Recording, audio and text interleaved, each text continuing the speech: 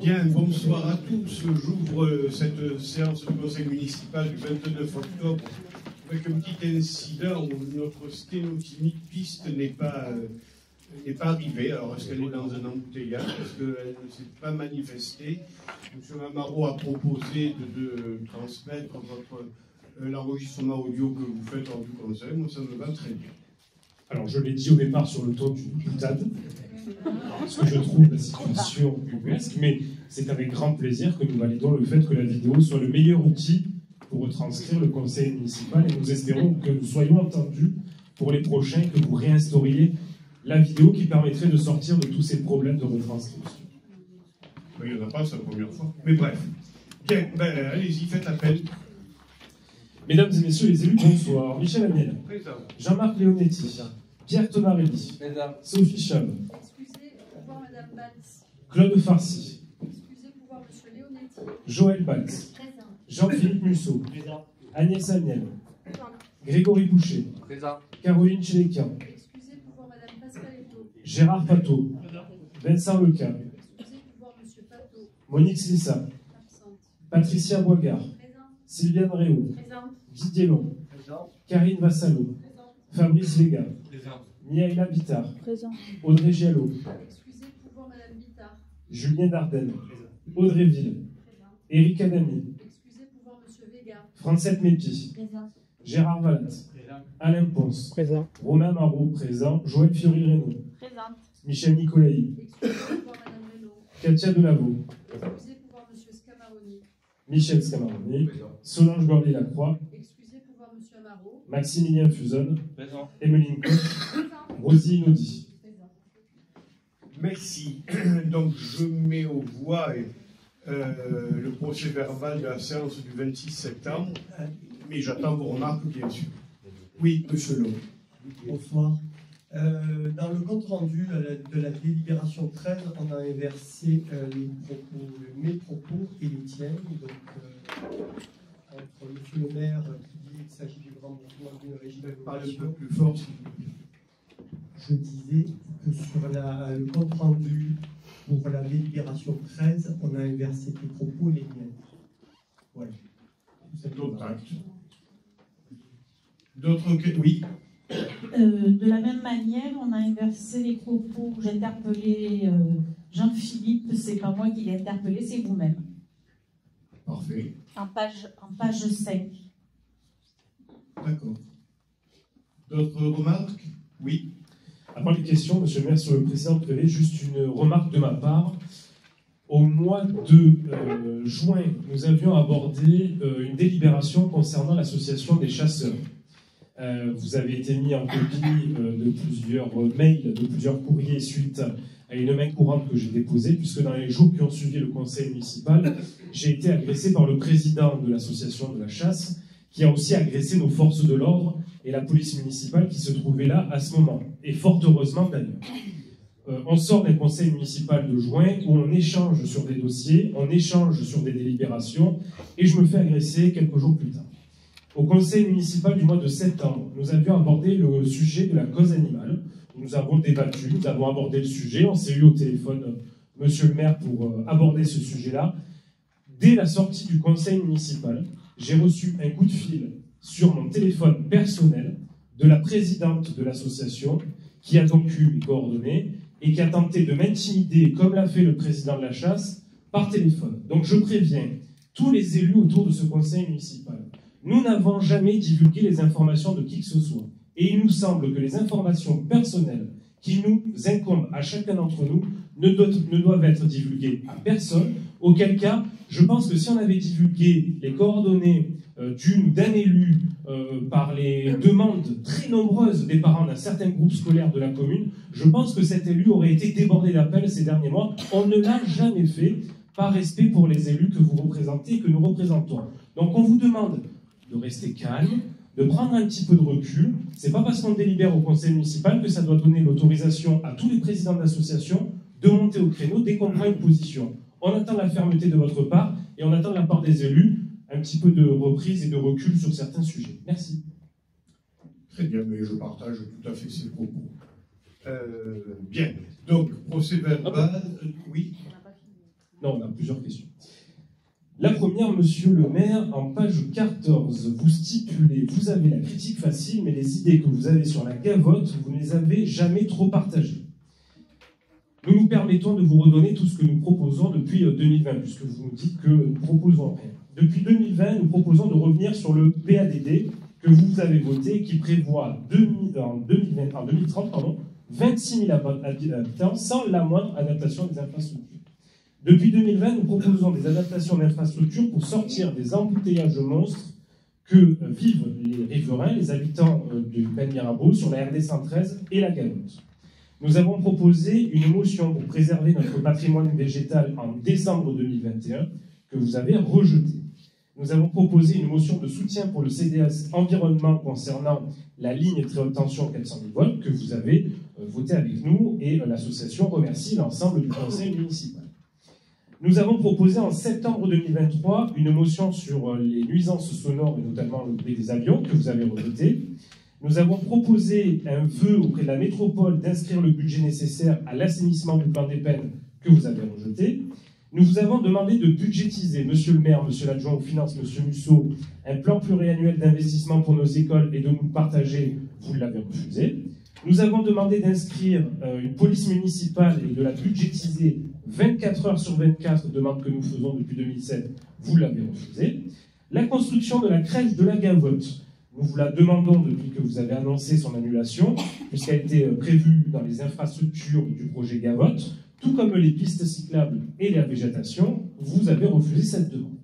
Nous proposons depuis des mois de recréer des infrastructures dédiées aux jeunes, centres sociaux, espaces jeunes, structures familiales, des structures que connaissent toutes nos communes alentours, vous l'avez refusé. Nous vous avons transmis une motion de soutien à Paul Watson pour ce conseil municipal, vous l'avez approuvé, et l'ensemble des Pen Mirabeau, nous le pensons, vont remercier l'ensemble du conseil municipal. Et enfin, nous avons initié plusieurs festivités au travers de nos associations respectives, que ce soit dans le village ou autre, auxquelles vous vous rattachez dorénavant. Donc voilà toutes les propositions que nous faisons depuis ces dernières années. Et bien voilà un beau catalogue de programmes à venir. D'autres remarques? Pas de remarques. Donc je mets aux voix le procès verbal, parce que c'est une... Non, moi j'ai encore des remarques. Mais oui, madame. Sur la liste des logements de fonction, vous nous avez répondu que vous nous aviez envoyé une liste. Nous avons demandé une liste nominative des personnes qui ont ces logements de fonction. Nous n'avons pas eu cette liste nominative et nous la redemandons. Le RGPD, dans le cadre des fonctionnaires, ne s'applique pas. C'est un arrêté qui a été décidé. Le RGPD n'est pas un argument réel. Donc nous vous redemandons d'avoir la liste nominative des personnes qui ont les logements de fonction sur la commune. Tout à fait. Je vous ai donné les adresses, je vous ai donné les lieux, je ne vous donnerai pas la liste nominative. Ça vous fait juste faire un petit déplacement pour aller vérifier les boîtes aux lettres. Je ne donne pas des noms, RGPD ou pas RGPD, fonctionnaire ou pas fonctionnaire. Et j'ai encore une remarque concernant la délibération du centre social que nous vous avons proposée à plusieurs reprises, donc sur juin, sur septembre 2024, et que vous nous avez refusé. Vous nous répondez que aujourd'hui, dans le règlement interne, vous nous avez répondu que vous ne souhaitiez pas la proposer.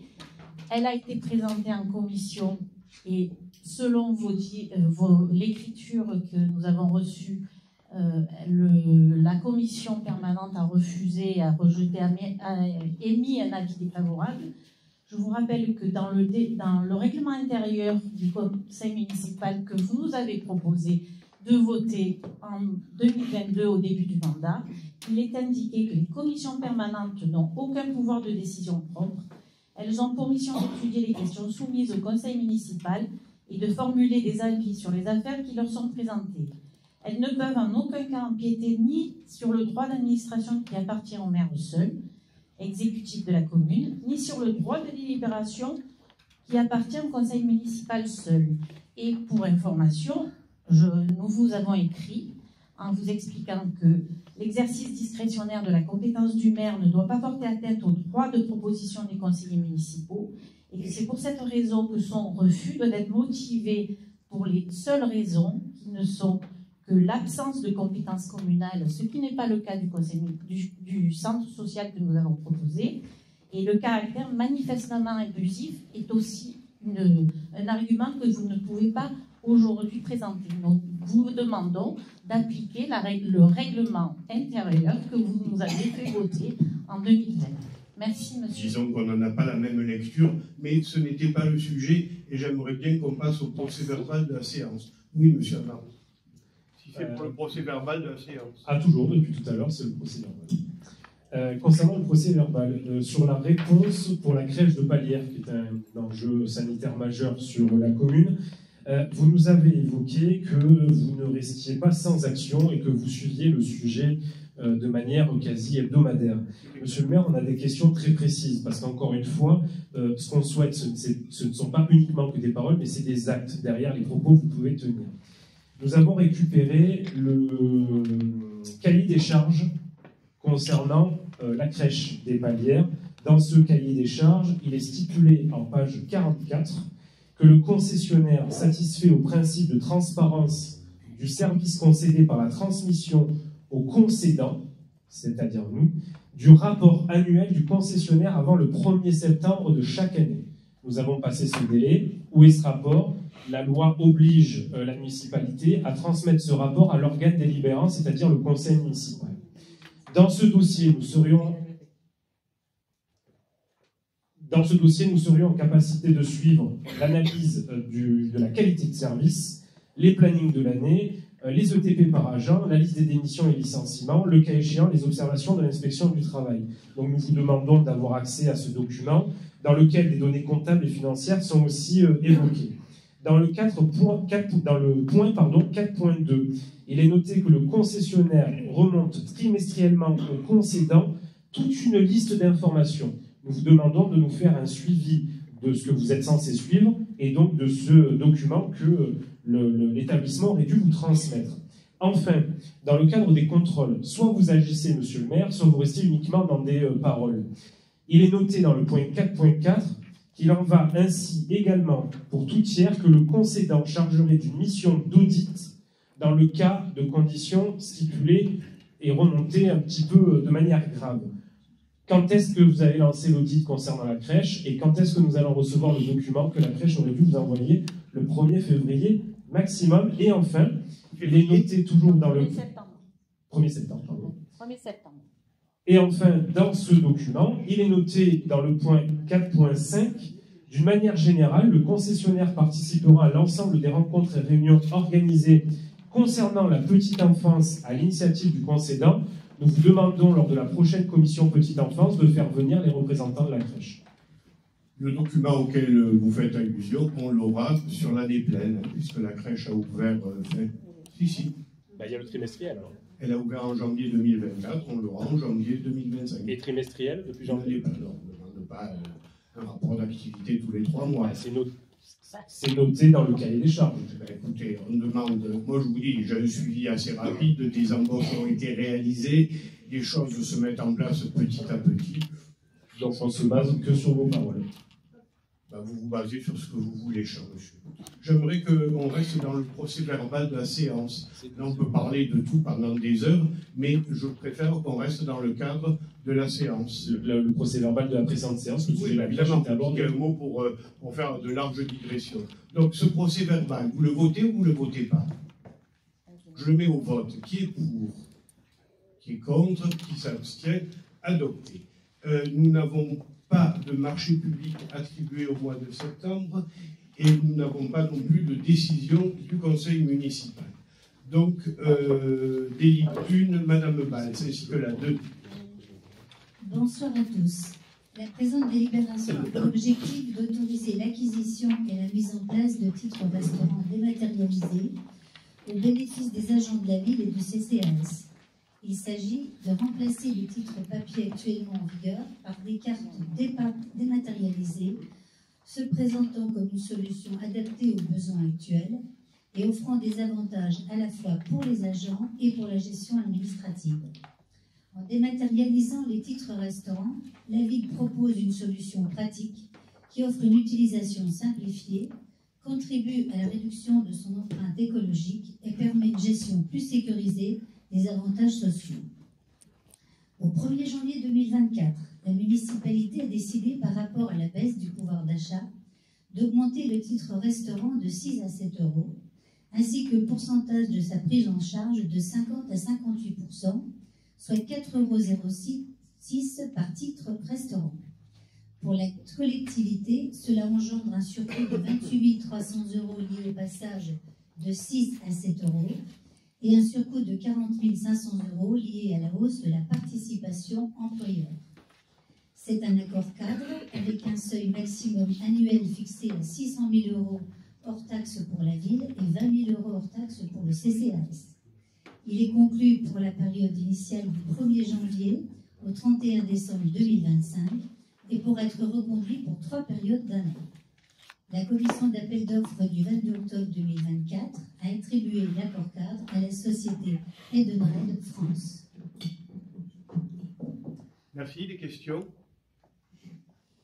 Je mets aux voix qui est pour, qui est contre, qui s'abstient. Adopté. La 2. La 2. Cette délibération a pour objet le renouvellement des contrats d'assurance couvrant d'une part les dommages aux biens de la ville pour le 1 et d'autre part la flotte automobile municipale pour une durée de 4 ans à compter du 1er janvier 2025. Ces contrats sont essentiels pour sécuriser les actifs municipaux et garantir le bon fonctionnement des services publics. Pour le lot 1, dommages aux biens, l'offre retenue permet une économie de 49,74% par rapport au dernier marché. Et pour le lot 2, la flotte automobile, une augmentation de 17,3%. La commission d'appel d'offres du 23 septembre 2024 a attribué le lot 1 à la SMACL pour une prime prévisionnelle de 92 808,27 € TTC et le lot 2 également à la SMACL pour une prime annuelle de 62 303,55 € TTC. Question, remarque? Qui est pour? Qui est contre? Qui s'abstient? Contre? Abstention? Merci. La 3, M. Boucher. Pardon, j'ai... Bonsoir à tous. La délibération numéro 3 concerne la modification de la dérogation à l'obligation du repos dominical pour l'année 2024. Alors pour rappel, le 14 décembre 2023, comme chaque année, nous avons approuvé l'ouverture et la dérogation des commerces de détail alimentaires pour 9 dimanches sur la commune pour l'année 2024, dont vous avez les dates. Et nous avons reçu une demande d'un établissement de la branche automobile de pouvoir être ouvert le dimanche 8 décembre. Après étude de la demande avec les consultations des partenaires sociaux et également la confirmation des compensations pour les salariés, nous vous demandons d'approuver l'ouverture à la dérogation dominicale pour le dimanche 8 décembre pour le secteur automobile. Question, remarque? Qui est pour? Qui est contre? Qui s'abstient? Adopté. La 4, c'est moi qui la rapporte en lieu et place de Claude Farcy. Il s'agit de l'habituelle subvention sollicitée au titre de l'année 2024 pour le groupe ADAP, qui est un groupe de prévention spécialisé. Comme vous savez, il est donné de façon très exhaustive dans la délibération les différents types d'actions qui sont réalisées dans la ville des Pennes-Mirabeau. C'est une présence sur la commune plutôt efficace pour jouer le rôle de prévention, comme son nom l'indique, prévention spécialisée contre toute forme de déviance, de jeunes gens. Voilà. Ce qui n'exclut pas, bien entendu, quand les choses vont trop loin, le rôle de la répression. Oui, madame. Bonsoir à tous. Vous dites que c'est une présence efficace. Quels ont été les résultats? Je pense qu'il y a eu une baisse de la délinquance au Saint-Georges, parce que nous ne l'avons pas noté. Alors, il y a eu quelque chose de très concret. Bien entendu, là non plus, je ne citerai pas de nom. Nous avons été, en début d'été et en partie d'été, ennuyés par des comportements de jeunes gens. Nous avions même réalisé une séance exceptionnelle du CNSPD en présence du procureur de la République, en présence des autorités de police nationale et de police municipale et en présence de l'ADAP. Après un certain nombre d'échanges et après avoir regardé de la façon la plus confidentielle possible les dossiers individuels, il s'était avéré que nous avions quand même une famille particulièrement difficile. Cette famille actuellement n'est plus au Saint-Georges. Il est clair qu'on a mis une certaine pression sur leur départ qui s'est traduit en particulier et sur conseil de l'ADAP par le dépôt d'une information préoccupante. Cette information préoccupante qui a été portée non pas par la municipalité mais par le bailleur social, à l'époque où j'irais racheté par Erelia, a provoqué un certain nombre de conséquences positives en la matière. Et je dois dire quand même, rien n'est jamais gagné, rien n'est jamais acquis, j'en conviens. Mais je dois dire que sur le plan de la tranquillité au Saint-Georges, les choses vont beaucoup mieux. Voilà. Je suis désolée, c'est pas vraiment le retour que nous avons, mais après, depuis combien de temps la DAP s'occupe de cette zone-là? Nous sommes en collaboration avec la DAP depuis de nombreuses années. On est d'accord. Alors, en ce qui s'agit des signalements, c'est avec votre bailleur en fait, que vous devez passer pour faire ces signalements. Je vois mal en quoi la DAP avait un rôle dans ces signalements. Le conseil, ils ont l'habitude. Le bailleur social, excusez-moi, mais il a un petit peu plus l'habitude. Je travaille chaque jour. Écoutez, madame, la preuve que on a quand même l'habitude de ce genre d'action. Il ne l'avait pas fait. Ne l'avait pas fait. Oui, mais je ne vois pas du tout en quoi la DAP avait un rôle là-dessus. Bon, bref, passons. Après, moi, ce qui m'inquiète un petit peu, voyez-vous, c'est que, effectivement, alors vous nous dites que vous voyez une performance de cette association. Je vais pas bien vous croire. Hein. Après, nous, sur le terrain, on ne la voit pas. Ce n'est pas le retour que nous en font les Pénois.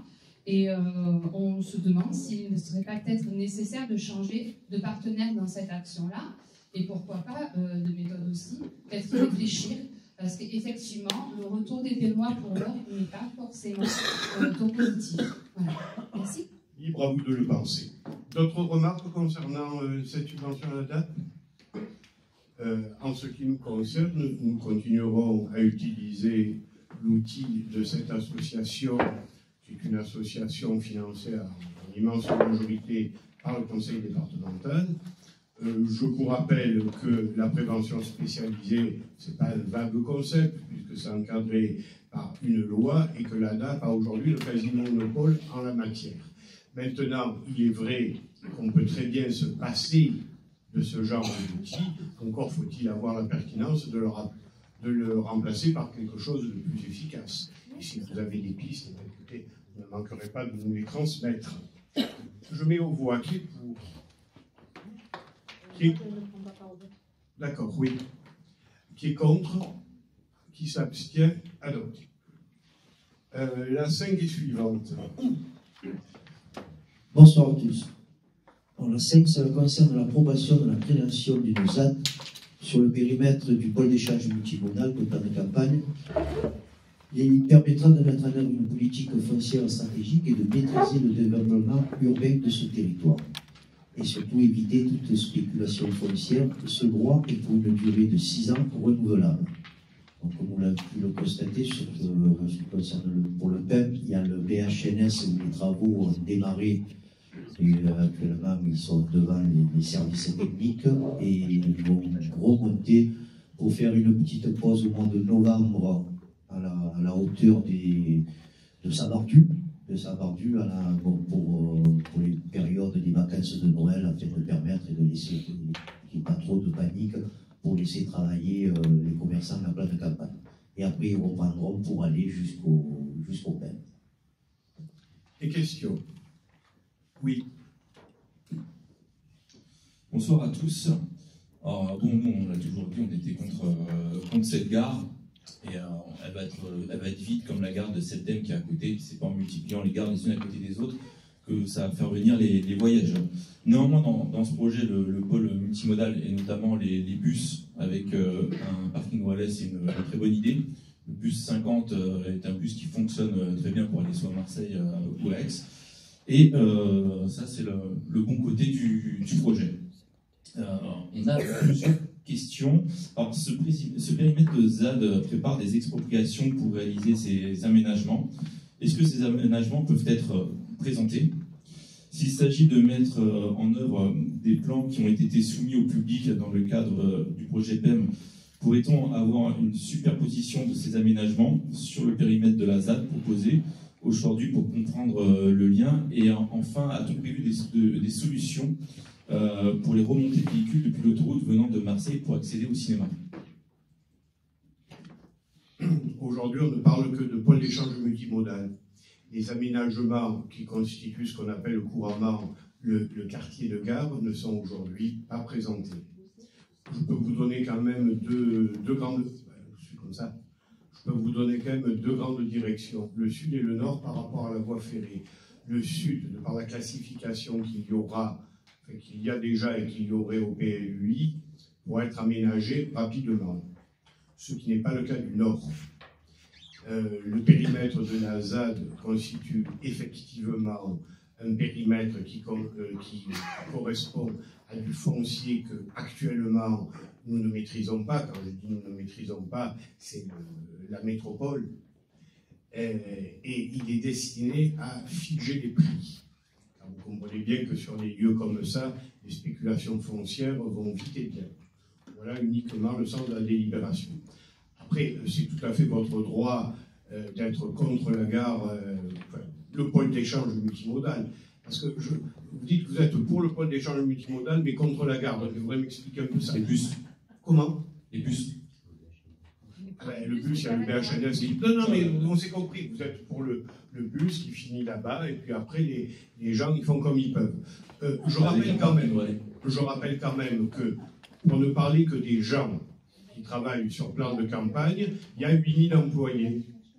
Alors, si, je ne dis pas qu'ils vont tous venir en train, mais je dis que rien que ça, c'est quand même une zone de rabattage tout à fait importante. Plus les communes avoisinantes, et en particulier des étudiants qui peuvent utiliser le train, soit pour aller d'un côté à Aix-en-Provence, soit pour aller de l'autre à Marseille. Donc, oui, c'est votre droit d'être contre. Et plus étant élu à la région, je pense que vous suivez ça avec un regard extrêmement attentif, et moi aussi d'ailleurs, parce que au-delà de l'aménagement que je défends et contre lequel vous êtes, aujourd'hui, on reste quand même extrêmement vigilant sur le financement de ce projet qui n'est pas encore, comment dirais-je, fixé. Donc voilà. Et l'aménagement aujourd'hui de ce qu'on appelle le quartier de gare, on n'en a que les possibilités en matière de plan local d'urbanisme intercommunal à travers le PLUI qui devrait être voté le 5 décembre prochain. Voilà. Donc du coup, on en saura plus le 5 décembre. Je crois que vous avez rien compris. Le 5 décembre, on va voter un PLUI, c'est-à-dire les règles qui figent ce que l'on peut faire et ce que l'on ne peut pas faire. Voilà. Je ne vais pas vous dire, là, il va y avoir un collectif, là, il va y avoir un logement étudiant. Ces choses-là ne sont pas encore arrêtées.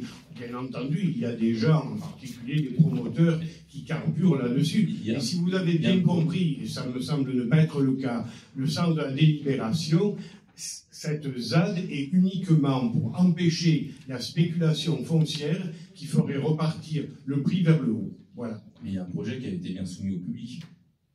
Le pôle d'échange multimodal. Le pôle d'échange multimodal qui a été soumis effectivement au public. Il y avait aussi des habitations, il y avait 500 logements. Pas du tout. Ah si. Non, cher monsieur.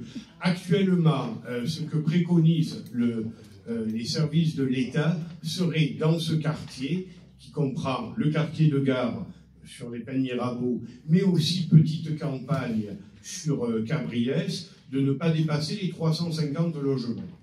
Voilà aujourd'hui la seule ligne directrice, qui n'est d'ailleurs pas figée dans le marbre. Mais il n'y a aucun projet aujourd'hui présenté au public, pas plus qu'à moi d'ailleurs.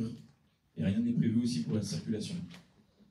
La circulation, justement, les études de mobilité, parce que c'est des études dynamiques, donc assez sophistiquées, selon la spécialiste de la DDTM qui présente ça, permet d'absorber, dans l'état actuel des choses, 350 logements, tout confondu. Ce qui est relativement peu ramené aux surfaces présentes sur les deux communes. Aujourd'hui, rien n'est prévu. Le point d'échange multimodal. D'accord, parce que c'est quand même assez dangereux la circulation, quand on voit des fois les embouteillages que ça crée au niveau de plan de campagne sur l'autoroute, quand on vient de Marseille, en rajoutant 350 logements, plus les voyageurs, plus avec le parking relais, et rien n'était prévu. Mais on ne dit pas qu'on va rajouter 350 logements, on dit que les études proposées, présentées par l'État, permettent cela. C'est pas parce qu'on permet quelque chose qu'on le fait systématiquement. Ça sert à ça les plans. Ça sert à ça les plans, c'est des plans d'orientation. Le micro. Excusez-moi, mais justement, c'est pour ça qu'on vous pose la question. C'est pour l'anticipation des voies d'accès et de circulation. Puisque, effectivement, vous nous disiez qu'on attendait des décisions qui vont intervenir sur la continuité de ce projet, on est d'accord. Mais néanmoins, au fur et à mesure de, on va dire, l'élaboration finale du projet, il faut bien anticiper les voies de circulation. Vous disiez jusqu'alors qu'il y avait une permission jusqu'à 350 logements qui étaient en vue, affichés dans le marbre. On a bien compris. Plus l'accès des voyageurs, plus le parking qui va être là aussi pour les voyageurs. Donc vous imaginez bien qu'il va y avoir un afflux de véhicules qui va être en augmentation réelle et puissante. De ce fait, la question qu'on vous pose aujourd'hui, c'est est-ce qu'il a été déjà anticipé une prévision d'aménagement des voies d'accès et de circulation, ou est-ce que cette étude ne concerne uniquement le quartier et pas l'accès au quartier qui dessert aussi le plan de campagne et le centre des peines? Cela dit, histoire de plaisanter un peu, il n'y aura personne à cette gare, comme le dit votre distingué collègue. Alors, on vous a parlé aussi. Il a dit qu'il n'y aura personne. On vous a parlé aussi. Madame, il nous dit si vous pouvez éviter de ricaner sans savoir, on est en train de discuter de la commune. Alors, peut-être que les affaires de la commune vous font rire. Et nous, on discute de la commune pour les témoins. Vous en déplaise. On va te donner la parole tout de suite, si tu permets, mais on va éviter les apartés. Non, parce que tout à l'heure, il y a des thèmes, c'est assez embêtant. Alors, oui, ça trouble votre concentration, je comprends. Mais moi, c'est la question, j'ai répondu clairement, les voies d'accès, et alors en particulier, pas rentrer dans les détails, mais pourquoi pas, la partie nord, située au-dessus de la voie ferrée, qui est de loin la plus importante en superficie, justement, pour le moment, je souhaite que rien ne s'y fasse tant que des études d'accès pour cette partie-là ne sont pas faites. Pour le reste, pour l'échange multimodal, bien évidemment que c'est fait. Bien évidemment que c'est fait. D'accord, on pourra avoir plus d'éléments sur ce que vous dites. Pour l'échange multimodal, les plans tels qu'ils ont été soumis peuvent vous être transmis. Je ne vois absolument aucun inconvénient dans le cadre des comités de pilotage que je suis régulièrement depuis de longues années. Madame Minodi.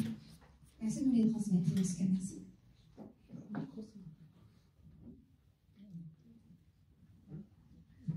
Donc, pour répondre, je suis allée en commission et il y a des commissions pour poser toutes ces questions et pour avoir tous ces éclaircissements.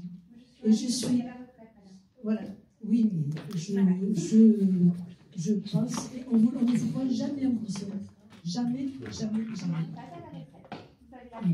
Mais en tant qu'élu, vous devez avoir des temps pour ça aussi.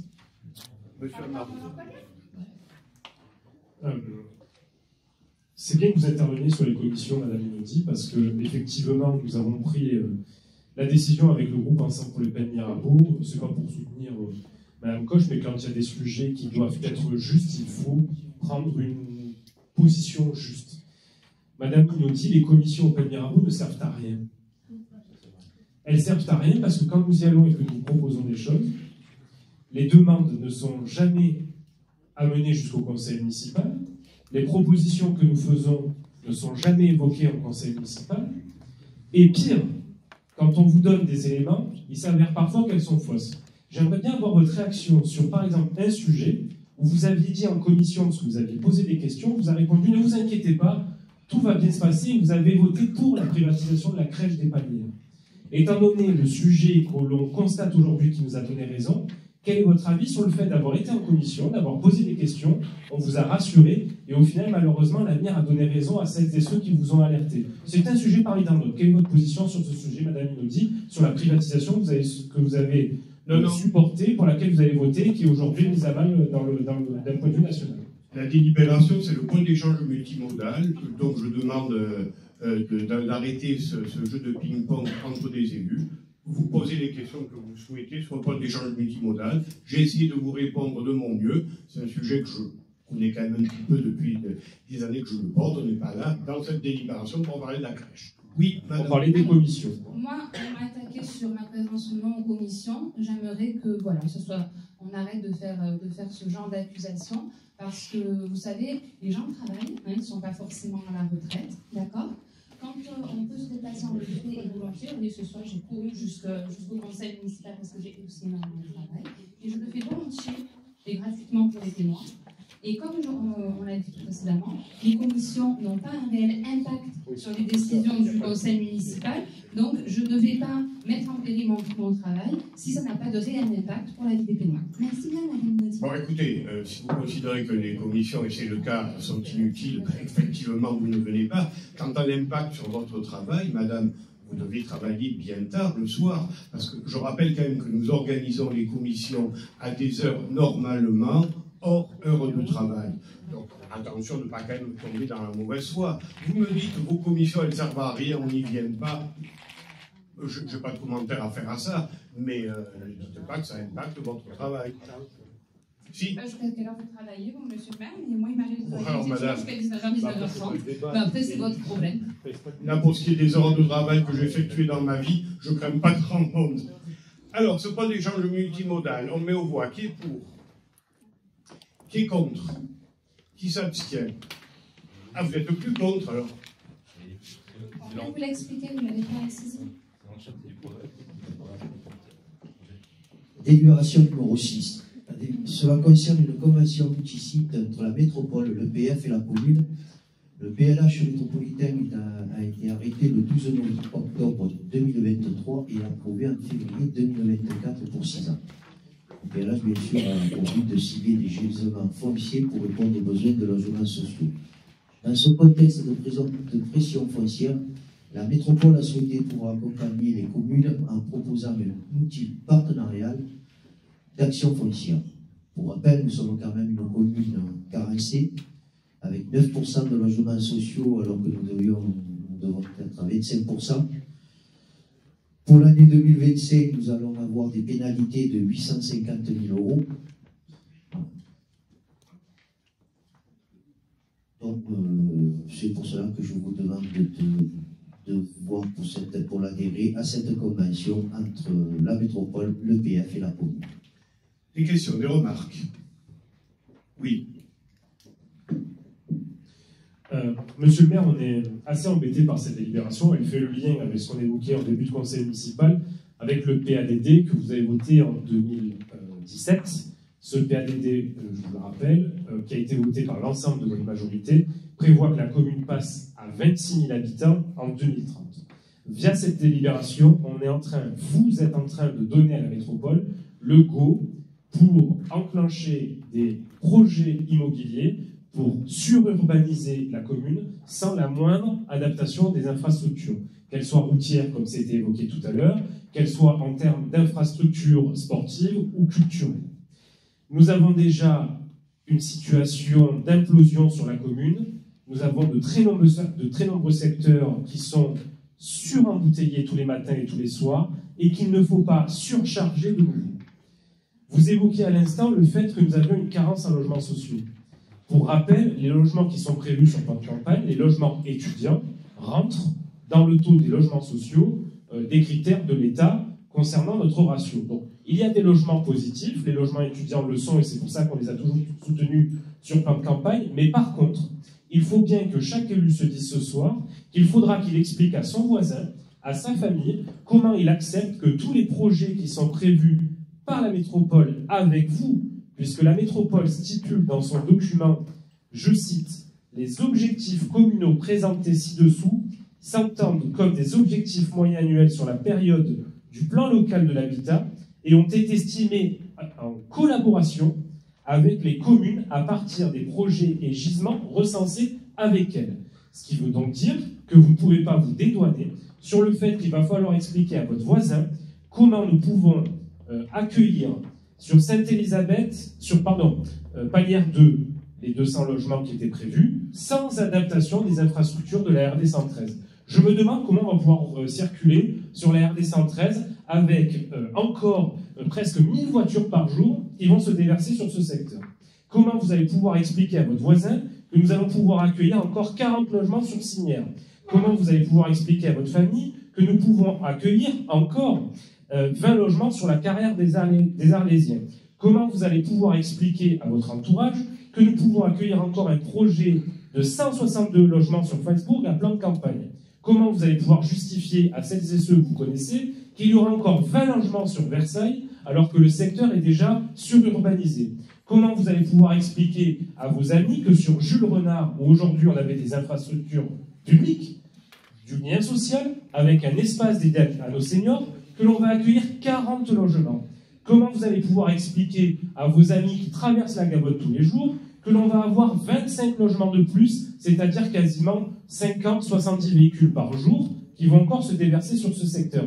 Pire, comment vous allez pouvoir expliquer aux habitants du Jas de Rhôde qu'il va y avoir 160 logements qui vont se faire à l'endroit de l'ITEP?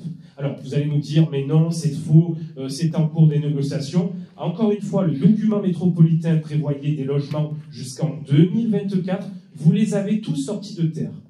Ceux prévus entre 2026 et 2030, si cette majorité, peu importe l'élu de ce soir qui est réélu en 2020, ces projets seront mis en œuvre. Et il va falloir que chacun de vous allez expliquer comment nous pouvons accueillir encore autant de logements, autant de voitures sur la commune. Sauf si vous êtes à l'aise. Et j'aimerais bien entendre individuellement chacun de vous me dire comment on va pouvoir circuler avec autant de logements supplémentaires. Par contre, nous, on vous le dit, comme l'a fait la commune d'Allo qui a supprimé des projets, comme l'a fait la commune de Cabriès qui a supprimé des projets, nous reviendrons sur ces projets-là, puisqu'il est hors de question, en tant que Pénois, car nous y vivons, nous y avons grandi, il est hors de question que nous perdons encore plus de bien vivre sur la commune, en ayant des surembouteillages, une sururbanisation, et pire que nous supprimions encore des infrastructures de lien social ou des infrastructures de services publics. Donc bien entendu, nous ne pouvons pas être pour cette délibération, et pour tous les élus adjoints, celles et ceux qui ont des ambitions aussi pour gérer la commune plus tard, il faudra que vous expliquiez à la population comment vous pouvez accepter autant de logements sans la moindre adaptation des infrastructures. Beau discours. Bien, je vais mettre aux voix cette délibération. Pas de réponse, pas de vision. Merci, monsieur le maire. Attendez, monsieur Amaro. C'est très structurant pour la commune. Arrêtez d'être donneur de leçons. Vous n'avez pas fait grand-chose dans votre vie pour vous permettre d'être dans une telle posture. C'est reparti dans les attaques personnelles. Mais oui, ça faisait longtemps. Monsieur Amaro, bravo, vous avez tenu 45 minutes. Oui, ben alors, monsieur Amaro, j'en ai suffisamment eu de votre part, y compris le fait que je n'habite pas sur les plaines de Mirabeau. Donc, vous n'avez pas de leçon à donner de ce côté-là. Répondez sur le fond. Sur le fond, les constructions, monsieur. Bon, merci. Dès l'instant qu'on vous titille un petit peu, personnellement, oui. Vous perdez votre sang. Ah non, et je vous demande coupez la parole. Vous coupez la parole. Arrêtez d'attaquer personnellement. Mais je fais ce que j'ai à faire. Si j'estime que vous n'êtes pas digne de porter un certain nombre de projets, vous ne m'empêcherez pas de le dire. Pardonnez-moi. Alors, je vais reprendre... votre vision. Vous êtes un brillant orateur, tout le monde le sait. Je vais reprendre votre système anaphorique. Allez, on va faire une belle anaphore. Comment allez-vous expliquer aux Pénois que nous payons 850 000 € de pénalité pour absence de logements sociaux conformément à la loi? Comment allez-vous expliquer aux Pénois que cette pénalité de 850 000 € devrait passer au double, voire au triple, comme ça a été le cas sur d'autres communes? Comment allez-vous expliquer aux Pénois, dont la moitié de la population est éligible au logement social, qui n'auront pas de logement social? C'est-à-dire que cela signifie Comment allez-vous expliquer aux Pénois que finalement vous n'aimez pas les gens modestes? Alors vous allez dire c'est une attaque personnelle. Pas du tout, c'est la réalité. Vous ne voulez pas de logement social sur la commune, vous voulez des logements sociaux sur la commune. Plutôt que des vagues discours comme vous les avez fait en début, ils sont vagues mais ils sont longs par contre, vous expliquerez tout ça aux Pénois, le moment venu, ne vous inquiétez pas, le moment approche, c'est dans un peu plus d'1 an maintenant. Je vous réponds sur le fond, parce que du coup, quand on nous pose des questions, on a une vision nous concernant. Concernant les logements sociaux et la pénalité, première chose, c'est votre bilan. Si aujourd'hui nous payons cette masse financière-là, c'est parce que ça fait 25 ans que vous êtes aux manettes. C'est le premier point. Parce que j'en ai pas fait assez, oui. Parce que j'ai préservé l'environnement. Deuxième point, vu la gavotte et vu ce qui se passe derrière l'église, on peut dire que vous préservez plutôt positivement l'environnement. Concernant les logements, on n'a jamais dit qu'on ne construirait plus de logements. On va faire comme font à l'eau, plan de cul, Cabriès. J'ai 2 connaissances à Cabriès qui devaient déposer un permis de construire ces 3 dernières années depuis que la nouvelle majorité est arrivée en 2020. Le changement et le renouvellement a souvent du bon. Qu'est-ce qui se passe à Cabriès? On leur a dit que le permis de construire, tant que les infrastructures municipales n'étaient pas adaptées, pour l'instant était mis en stand-by. On ne dit pas qu'on ne construira plus, on dit juste qu'on va faire un point sur l'urbanisation comme le font tous les maires. On regarde à quel niveau il faut adapter. Aujourd'hui, je suis désolé, monsieur le maire, de vous dire qu'il y a des secteurs sur lesquels, à date, à court terme et moyen terme, nous n'engagerons plus aucun projet de construction et nous reviendrons sur cela en attendant d'adapter les infrastructures, qu'elles soient routières, sportives et culturelles. Et dans X années, une fois que nous aurons rattrapé le retard des 20 ans de gestion, puisque vous nous évoquez, encore une fois, c'est votre bilan, une fois qu'on a rattrapé ce retard, on lancera des projets. Et bien entendu, les logements sociaux, on n'est pas contre, mais il faut absolument, dès maintenant, stopper cette urbanisation massive. Vous n'êtes pas contre, moi, c'est pas où vous les faites. Alors, cela dit, je voudrais quand même, je vous donne la parole tout de suite. Je voudrais revenir sur un point, le PLH. Vous avez fait cette liste à l'après-vert dans une brillante anaphore dont vous avez l'habitude, mais c'est un compliment, c'est pas une attaque. Je tiens à dire que le PLH est un document cadre qu'on est bien obligé de fournir au niveau de la métropole et au niveau de l'État. Après, pour ce qui est de le remplir, c'est une toute autre affaire. Je rappelle quand même que votre... Il ne faut pas employer de gros mots, alors pas votre mensonge, votre contre-vérité des 1000 logements à la gavotte sur lequel vous avez cru gagner les élections en 2020, et c'est... Ah non, vous ne l'avez pas dit. Bon, alors, j'étais à voir il n'y a jamais eu 1000 logements prévus à la gavotte, mais bien sûr que non. Non, mais nous, on l'a dit. Non, mais attendez, appliquez vous-même votre discipline de prise de parole. Vous êtes toujours là en train de dire on vous coupe la parole. Je ne vous l'ai pas redonné, c'est Mme Coche qui la demande. Alors, moi, je reviens encore une fois, parce qu'à chaque fois qu'on parle de logements sociaux, c'est la même chose. L'un se part d'un endos de force-vertu. Moi, je n'en suis jamais parlé, je porte beaucoup moins bien que la fausse fourrure. Donc, quand on accueille des logements, effectivement, il faut des infrastructures pour accueillir les logements. C'est-à-dire des routes pour pouvoir y accéder. C'est-à-dire des infrastructures sur la commune. Et on en revient toujours au même débat. Pourquoi, effectivement, vous nous dites oui, mais on devait remplir quelque chose, donc on a mis ce qu'on a pu sur la liste qu'on a rendue à la métropole. Vous avez dit ce que vous ne savez plus sur la liste que vous avez rendue à la métropole. Ça veut dire que vous n'avez pas envisagé quelconque modification dans les voies d'accès et de circulation pour des zones où vous envisagez d'y construire des logements. Du moins, c'est ce que vous avez affirmé à la métropole. C'est-à-dire, c'est ça qu'on ne comprend pas encore une fois. C'est absolument pas une attaque. Hein. C'est quel est le projet?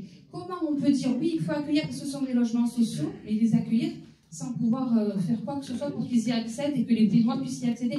Vous pensez que c'est une bonne chose d'accueillir des gens et de les mettre dans des conditions où l'acceptation des autres Pénois ne sera pas efficace et efficiente? Voilà. En fait, l'idée, elle est là. Oui, d'accord, vous voulez faire un projet. Qu'on soit d'accord ou pas d'accord, peut-être. Mais il faut l'anticiper, il faut le prévoir, il faut le former dans la globalité de la commune. Pas uniquement un projet, un point X, Y qu'on a mis sur une carte parce qu'il fallait bien rendre une copie. C'est ça qu'on vous demande en fait. Ce n'est pas autre chose. C'est juste la vision foncière de la commune et la vision de la circulation des Pénois. La circulation des Pénois, c'est pas juste prendre sa voiture, pour aller chez soi ou pour aller au travail. C'est que les enfants traversent les rues, c'est pouvoir se promener dans la ville à pied ou à vélo ou en voiture, c'est pouvoir laisser aller son enfant de 12 ans d'un point A à un point B dans la commune sans qu'on craigne qu'il se fasse écraser parce qu'il y a une circulation qui est hallucinante sur ce quartier. C'est ça qu'on vous demande. Ce qu'on vous demande, c'est cette vision-là, monsieur le maire. C'est tout. Ça s'arrête là. Ce n'est pas une attaque, encore une fois. Ce n'est pas pour vous dire on est plus vertueux que vous, moins vertueux que vous. C'est juste pour vous dire la globalité de la commune, c'est aussi ça, et c'est d'abord et avant ça pour les paiements. Merci.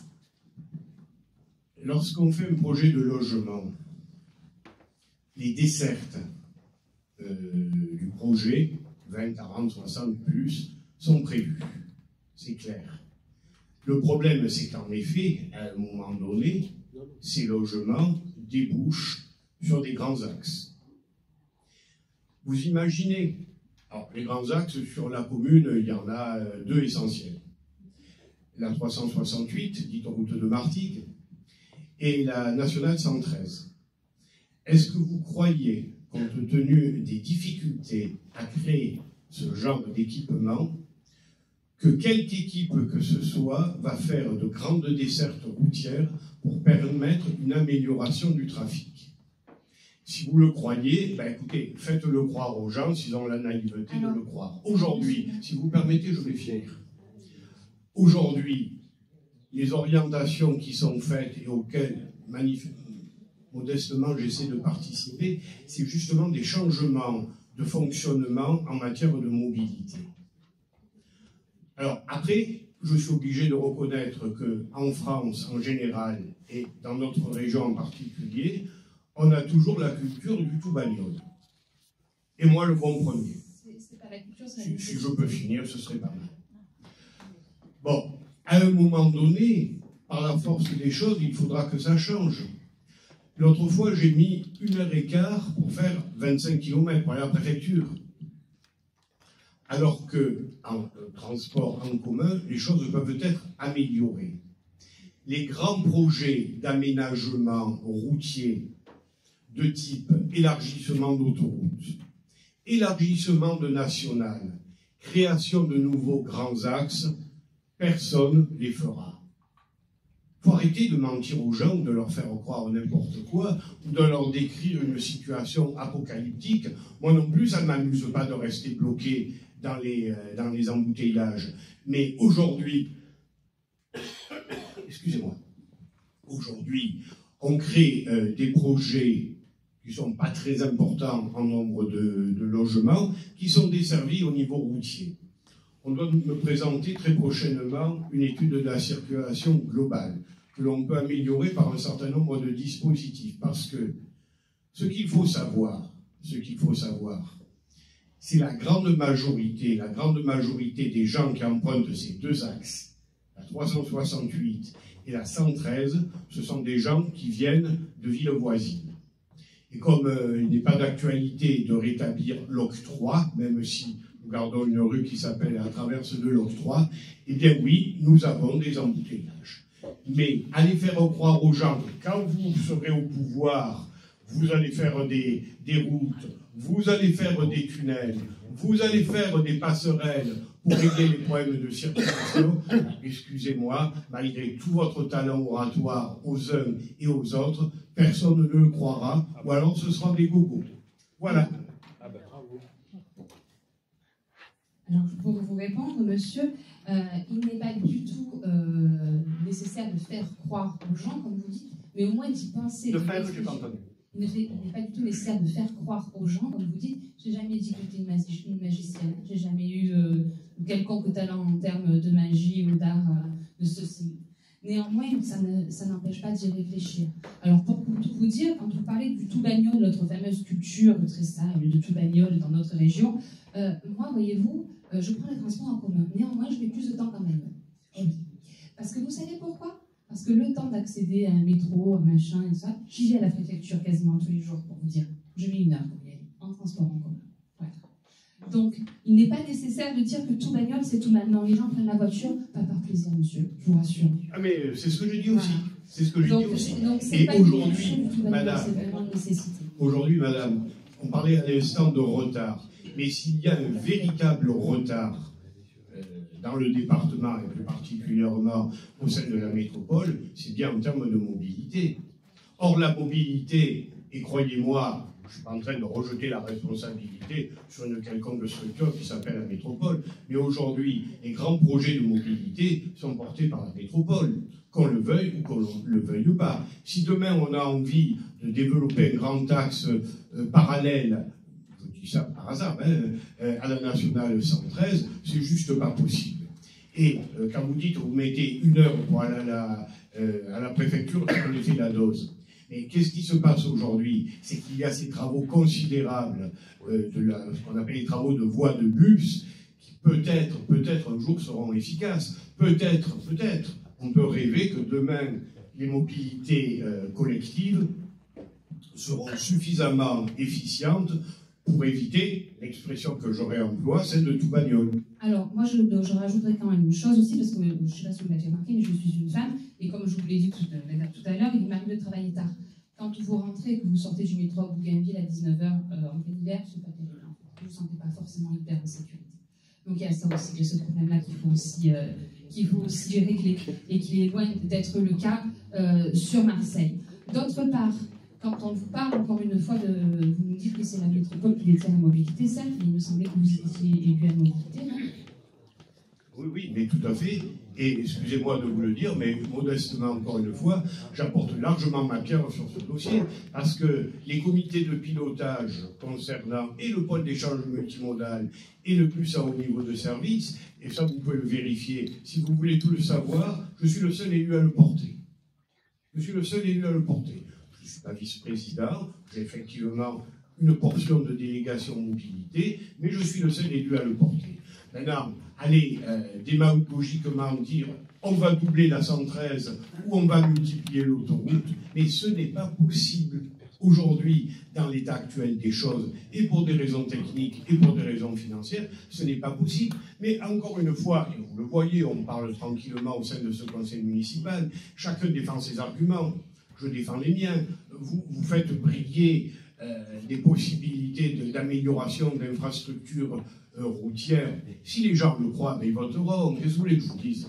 Oui, monsieur Marron, vous avez la parole. Après, l'enjeu n'est pas de partir sur des choses qui sont irréalisables. Vous tentez de décrédibiliser les propos et la vision qu'on est en train de tenir en évoquant de grands projets. Est-ce que nous avons la main sur le fait de doubler la RD 113 ou de construire des tunnels? Bien entendu que la réponse est non. Quoique, construire des tunnels, tout le monde avait dit à Victor Mélan qu'il n'obtiendrait jamais le tunnel enterré, le TGV enterré, il a obtenu le tunnel. Donc comme quoi que parfois on a des élus qui nous prouvent que quand on veut, on peut. Beau slogan, quand on veut, on peut, je crois. Sur les solutions qu'on va mettre en place, elles seront efficaces pour désengorger la RD 113. Sur la Gavotte, on a une réflexion qui sera en cours pour mener des actions parce qu'on a la volonté de le faire. Bien entendu que ce ne sera pas par le doublement de la RD 113 ou par la Gavotte, mais il y a des choses qui ont été faites sur d'autres communes que nous ferons et qui trouveront immédiatement des solutions. Ce qui est certain, c'est qu'aujourd'hui, et on n'a pas peur de le dire, ça peut faire un petit peu politique, mais c'est un enjeu politique. Il ne faut pas avoir peur d'utiliser le mot. Selon le choix que feront les Pénois, la situation avec X centaines de logements de plus sera pire. Quel choix on veut? Une commune pire qu'aujourd'hui ou sur laquelle on trouvera des solutions? Nous trouverons des solutions. Vous avez fait le choix du pire. Après, comme vous le dites, chacun fera son choix. En tout cas, nous faisons le choix du meilleur pour la commune que nous avons vu évoluer et nous aidons. Vous êtes bien présomptueux. Oui. Oui, je ne serai pas long, je veux juste rajouter 2 précisions. Vous êtes élu à la mobilité à la métropole et du coup on a perdu une ligne de bus, le 270. Je tenais quand même à le préciser.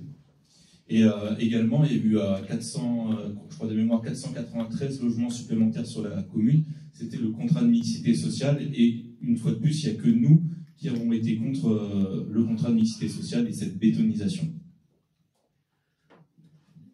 Il y a eu 2 contrats de mixité sociale. Un 2014-2017, que j'ai rempli à quasiment 100%. Un deuxième 2017-2020 qui n'a pas été rempli du tout pratiquement. D'où les pénalités que maintenant on doit payer et il faudra le payer. Et le dernier en date, effectivement, de 2023-2026, oui, c'est bien ça, sur lequel effectivement j'ai travaillé pour éviter le pire. Parce que, alors, comparaison n'est pas raison, mais de temps en temps, on peut se permettre ce jeu. Vous avez pris le cas d'Allo. Moi, je vais vous dire une chose. C'est pas compliqué de chiffrer le montant des pénalités. C'est pas très compliqué. Pour l'année 2025, on sait qu'on va avoir à payer 850 000 € et ce sera pareil en 2026. Peut-être beaucoup plus ensuite. Il faut avoir à un moment donné le courage de dire la vérité aux Pénois. Si vous dites aux Pénois, voilà, la fiscalité aujourd'hui permet de faire les choses à peu près comme on les a fait jusqu'à présent. Même si vous fustigez mon bilan et c'est votre rôle, bon, apparemment les Pénois ne sont pas si malheureux que ça. Si on passe, mettons, c'est une hypothèse, mais qui n'est pas absurde, à 1,5 million de pénalités SRU. Si les Pénois sont d'accord pour payer le supplément d'impôt, pour payer ces pénalités SRU, mais pourquoi pas? Pourquoi pas? Et ça, effectivement, ça sera peut-être aux équipes à venir, quelles qu'elles soient, d'avoir le courage de poser la question. Merci pour votre bilan. Enfin, il faut être un minimum logique. Vous dites d'un côté que je fais trop de logements sociaux et que dans mon bilan, je n'en ai pas fait assez. Il faut savoir ce que vous voulez. Et si la loi SRU est abrogée par le prochain gouvernement? Ah! Alors écoutez, je serai sans doute plus là pour le voir. Non, ne vous dévalorisez pas comme ça, monsieur Schreiber. Mais c'est pas me dévaloriser, chère madame. Ah non, plus là comme mère. Pardon, j'avais pris. Je ne suis pas encore mort, je suis toujours en bonne santé. Vous ne m'avez pas encore enterré, rassurez-vous. Ça peut arriver, vous savez. Oui, vous voulez dire, mais il faut poser les choses clairement. Est-ce que ce soir, monsieur Fuzon, madame Coche, vous affirmez solennellement que si vous arrivez au pouvoir, vous abrogerez la loi SRU? J'affirme rien du tout, je vous ai donné une supposition. Ça pourrait arriver. Vous ne prenez pas pour un imbécile, c'est pas votre genre. Vous savez très bien que dans votre courant de pensée, certains y pensent. Moi, quand j'étais sénateur... Il y a une proposition de loi qui a été rejetée. On avait fait je peux finir ma phrase? Quand j'étais sénateur dans certains lieux, je proposais des aménagements de la loi SRU, parce qu'effectivement, on pourrait l'aménager autrement. Ça, c'est une réalité, et je le défends. Mais si vous arrivez au pouvoir et que vous abrogez la loi SRU, c'est plus la même chose. C'est plus la même chose. La question est de savoir, est-ce que, vous allez arriver au pouvoir au niveau national? C'est une première question. 2, est-ce que vous prendrez cette décision? 3, est-ce que cette décision est une bonne décision? Parce que je vous rappelle qu'aujourd'hui, nous avons une double crise. Une crise du logement. Il y a vous qui travaillez dans le social, je ne vais pas vous faire les jours de dire que vous n'avez pas les gens modestes. Voilà, n'est-ce pas? Voilà. Et les gens modestes, ils ont besoin de logements sociaux. Qu'est-ce que vous voulez que je vous dise? Et oui. Alors, donc ça c'est le premier point. Il y a donc une crise du logement, puis il y a une crise de l'immobilier. Enfin, aujourd'hui, le BTP va mal. Voilà, tout va mal. Et aujourd'hui, vous allez me dire, moi, entre ceux qui disent qu'on est au bord de l'apocalypse et ceux qui disent que tout va bien, je pense qu'il y a une voie médiane de dire il y a des choses qui vont mal. Si c'était que de moi, vous voulez que je vous dise? Je proposerais un gouvernement d'union nationale, comme à la sortie d'une guerre. Même avec vous. Parce qu'excusez-moi, vous pouvez me faire tous les reproches que vous voulez. Tous les reproches que vous voulez. Je ne partage pas vos idées. Toutes vos idées. Il y en a certaines avec lesquelles je serais plutôt en accord. Si de même vous me dites que le ciel est bleu, je ne vais pas vous dire il pleut des cordes si le ciel est bleu. Bon, premier point. Deuxième point, je ne suis pas de ceux qui m'assoient sur combien 11 millions d'électeurs, si je ne me trompe. Voilà. Donc vous voyez, je n'ai pas de leçon, en tout cas de démocratie à recevoir. Par contre, le problème, c'est qu'aujourd'hui, il n'y a plus que les égos qui comptent. Au niveau national, mais aussi au niveau local. Alors je vous rassure, je le dis avec un peu de solennité, même si ce soir ce n'est pas une conférence de presse, mon ego il ne comptera plus au niveau municipal. Parce que tout le monde le sait, je ne me représenterai pas. J'aurai l'occasion de le dire d'une façon un peu solennelle et un peu communicative selon les modalités que je choisirai, mais je ne me représenterai pas. Ce qui ne veut pas dire que je me désintéresserai à ce qui se passe au Pays Mirabeau. Mais on prendra projet par projet ce qui paraît faisable, ce qui paraît raisonnable. Voilà, je crois que l'échange a été intéressant, plutôt fructueux. Là, il faut revenir à cette convention multisite que je mets au point. Qui est pour? Qui est contre? Qui s'abstient? Adopte. La 7. La 7. Le 5-10-2017, la ville a signé une convention avec la métropole, l'EPF d'intervention foncière sur le site du quartier de Gare. Compte tenu de l'urgence pour les acquisitions, cette convention a été complétée par une DUP. Et pour continuer ces acquisitions, nous devons augmenter la durée de cette convention jusqu'au 31 décembre 2027. Donc on ne va pas reprendre le débat, parce que vous l'avez bien compris, la 7 et la 6 sont les deux volets juridiques de la même question. Donc qui est pour? Qui est contre? Qui s'abstient? Adopté. La 8. La 8 est une convention de servitude avec la société Inédit sur la parcelle AT115 pour les qui était implanté dans l'enceinte de l'hôtel de ville. Qui est pour? Ah pardon. Je reviens sur le sujet de Val-Saint-Georges. Est-ce qu'à cette occasion, avec la relation avec Enedis, puisqu'il y a plusieurs conventions là qui sont arrivées, vous êtes arrivé à recontacter la bonne personne pour trouver une solution sur le Val-Saint-Georges? Oui, tout à fait. Alors pour le Val-Saint-Georges, il a été mis un passe-câble, comme on l'appelle, dès que vous m'avez avisé. Il a été mis un passe-câble, et je pense que là, bon, je n'ai pas vérifié, mais normalement, là, de cette semaine ou la semaine prochaine, il devait faire les travaux pour enterrer ce câble. Mais là, il est sécurisé, il y a un passe-câble. D'accord. Qui est pour? Qui est contre? Qui s'abstient? Adopté. La 9. Cela concerne une servitude aérienne avec la société Inédit sur la parcelle AX16 afin d'installer à demeure un support d'ancrage pour le conducteur aérien. Qui est pour? Qui est contre? Qui s'abstient? Et la 10 va toujours sur la parcelle AX16. Là, c'est pour une servitude de faire une tranchée pour se connecter à ce support. On est obligé de faire deux délibérations puisqu'il y a une canalisation souterraine et un support aérien. Qui est pour? Qui est contre? Qui s'abstient? Adopté. Merci Jean-Marc. 11 et suivant. Monsieur Languier. Mesdames, Messieurs, je vous propose donc sur la délibération 11 la convention de partenariat avec l'association pour la défense et la conservation du patrimoine présidée par Madame Languier. C'est une délibération que nous passons toutes les années. Qui est pour? Contre? Abstention? Adopté. 12. La 12. C'est une convention d'objectifs et de partenariat avec l'association La Porte des Étoiles, présidée par M. Sébastien Farcy. C'est aussi une convention que nous passons actuellement. Ok. Monsieur Farcy n'étant pas là, il n'y a pas de problème de sa présence. Qui est pour? Ah, pardon, oui. Oui, monsieur Louis, une petite question concernant cette convention.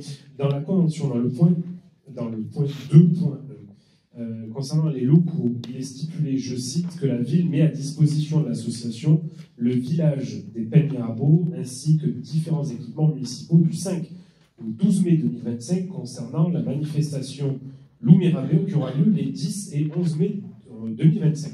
Est-ce que cela veut dire du coup que Loup Mirabeau sera enfin, comme le demandent les commerçants depuis des années, dans le vieux village des Pennes Mirabeau, en plus de Tinon aussi? Non, pas à ma connaissance. C'est dommage. Pour compléter ce que dit Didier, et pour répondre à la question de M. Marot, il a été donc signifié bien entendu aux commerçants que le festival ne peut pas aller dans le village pour deux raisons. La question de sécurité, puisque la Porte des Étoiles décide d'un périmètre qui ferme en collaboration avec les services de la ville. Et la deuxième, c'est que, comme dit Claude, pour faire un festival, il faut des bénévoles, il faut du monde, et c'est très compliqué à mettre en place des activités dans le village. Voilà. Et du coup, qu'est-ce qui fait qu'on arrive à faire ça? Enfin, il n'y a pas un village du département, on n'arrive pas à faire des manifestations. Qu'est-ce qui fait que pour nous, on a des problèmes de sécurité que n'ont pas les autres villages? Ben si, et qu'est-ce qui fait que pour nous, on a des problématiques liées aux bénévoles qu'on n'a pas dans les autres villages? Puisqu'aujourd'hui, la plupart des Pénois, quand on va dans d'autres manifestations, c'est dans les villages, enfin, il n'y a aucun problème là-dessus. Ben, comme dans tous les villages où on peut avoir des manifestations faites par la municipalité, dans le village, il y en a une qui va exister, c'est ce jeudi avec Halloween, qui est portée par la ville. L'eau Mirabel est portée par la Porte des Étoiles, c'est la Porte des Étoiles qui décide du périmètre qui met en place. Mais on ne peut pas dire aujourd'hui que dans le village, il n'existe pas de manifestation. Vous en avez organisé une pour Noël, il y en a une pour Halloween, il y en aura une au mois de juillet pour la fête de la famille, il y a eu les arts de vivre faits par les commerçants, c'est des manifestations qui sont faites par la ville, par les commerçants, et quand on peut le faire, on le fait. Là, c'est la Porte des Étoiles qui met en place le festival Mirabel depuis plus de 20 ans. La décision a été prise par la Porte des Étoiles et expliquée aux commerçants que le périmètre était sur le bas. Voilà. Il y a une autre raison, si je peux me permettre, bien sûr. Bien sûr qu'il y a rien de péjoratif dans le mot, bien sûr, des petites manifestations au cœur du village. Mais je rappelle que la Porte des Étoiles et son festival Mirabel drainent autour de 20 000 personnes. Et qu'il y a donc des questions de sécurité sur lesquelles on essaie de mettre en adéquation l'aspect festif, l'aspect culturel et l'aspect sécurité. Donc, bien entendu, moi, je fais confiance à l'équipe de la Porte des Étoiles pour encadrer cette manifestation.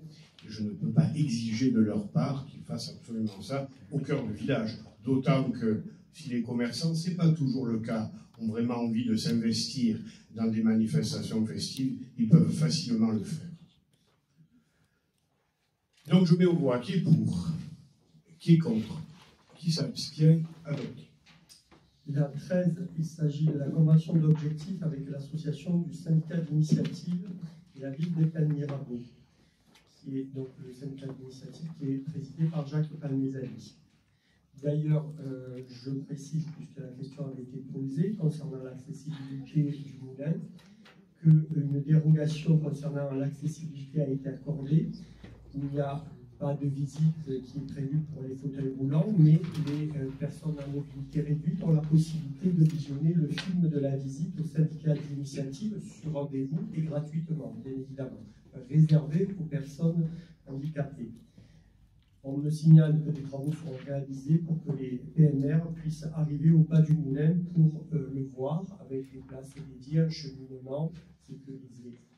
Et donc le moulin est reconnu ERP type Y, c'est-à-dire musée de catégorie 5. Qui est pour? J'avais une question. Bien sûr. Concernant la mise à disposition du personnel, il y a un agent qui est mis à disposition, un agent administratif.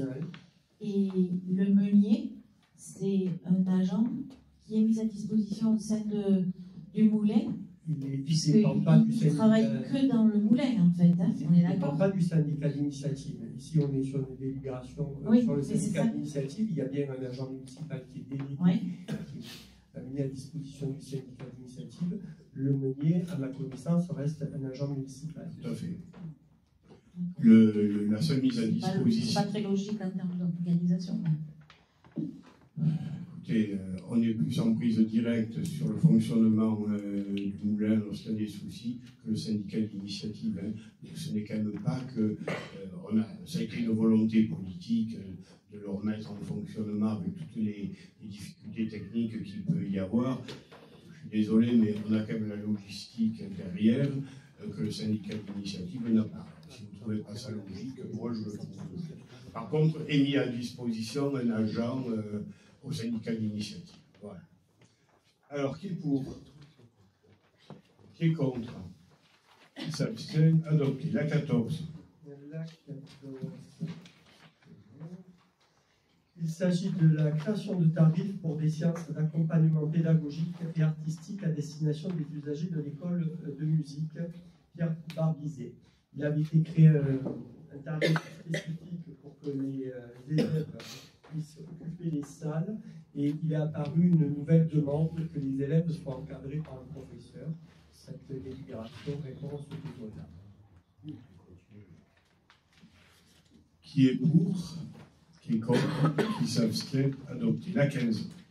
Il s'agit d'une mise à disposition de la salle municipale à l'association culturelle arménienne présidée par Madame Stepanov pour le Noël arménien qui se déroulera le 11 janvier 2025 à la salle Tino Rossi. Qui est pour? Qui est contre? Qui s'abstient? Adopté. La 16. Mise à disposition cette fois-ci de la salle municipale à l'association Denis de Mêlée au bénéfice pour une manifestation qui sera servie à l'association pour soutenir et accompagner les personnes souffrant de maladies handicapantes et invalidantes. Cette association est présidée par M. Grandini Roger. Oui, pour rappel, Denis est décédé de la maladie qui le frappait, mais l'association a décidé de continuer l'action en faveur des maladies de la famille dont Denis a été frappé et été touché. Je me vois qui est pour, qui est contre, qui s'abstient. La 17. Nous sommes sur une délibération pour la mise à disposition des salles municipales pour le Téléthon. Nous participerons à cette manifestation d'ores et déjà les associations comme un accord, l'association Transdanse, l'association Agir, l'association La Clé des Champs et l'association La Porte des Étoiles. Il s'agit bien évidemment là que des associations culturelles, et j'imagine que des associations sportives aussi participeront au Téléthon. Qui est pour, qui est contre, qui s'abstient, adopté. La 18. Là, nous sommes sur la mise à disposition de la salle Tino Rossi à l'association Agir pour une manifestation caritative. Donc, cette association présidée par Jean-Marc François et une manifestation à la salle Tino Rossi pour le 7 février 2025 en faveur de l'association pour le sourire d'Isaac qui permet de réaliser des rêves d'enfants souffrant de cancer pédiatrique. Qui est pour, qui est contre, qui s'abstient, adopté. Et enfin la 19. Convention de partenariat entre la ville d'Épine Mirabeau et le comité des fêtes, présidé par M. Antoine Mathéo. C'est une déclaration qui est renouvelée chaque année aussi. Qui est pour, qui est contre, qui s'abstient, adopté. 20 000 suivantes, Jean-Philippe. Bonjour à tous. Donc, la délibération numéro 20, il s'agit de demander une subvention à la métropole pour l'opération de la rénovation de mise aux normes de l'église Saint-Blaise dans le cadre du soutien à la restauration et à la valorisation du patrimoine. L'objectif est d'obtenir une subvention qui pourrait aller jusqu'à 50% du montant hors taxe de l'opération, montant de 2,4 millions, donc d'obtenir une subvention de 1,2 million d'euros. Question, remarque? Je me vois qui est pour, qui est contre, qui s'abstient, adopté. La 21. La 21, il s'agit d'une demande de subvention à la région dans le cadre du programme équipement sportif et collectif. Là, il s'agit de pouvoir financer à hauteur de 50%, avec une limite à 50 000 euros, ce qui sera le cas pour nous, une partie du programme du complexe Gilbert Rocky, en l'occurrence la construction du skatepark et de l'aire de street workout. Donc pour un montant total de 230 000 euros hors taxe. Donc la subvention escomptée serait de 50 000 euros, sachant que nous avons demandé une subvention à l'ANS, l'Agence nationale du sport, pour un montant de 134 000 euros de subvention.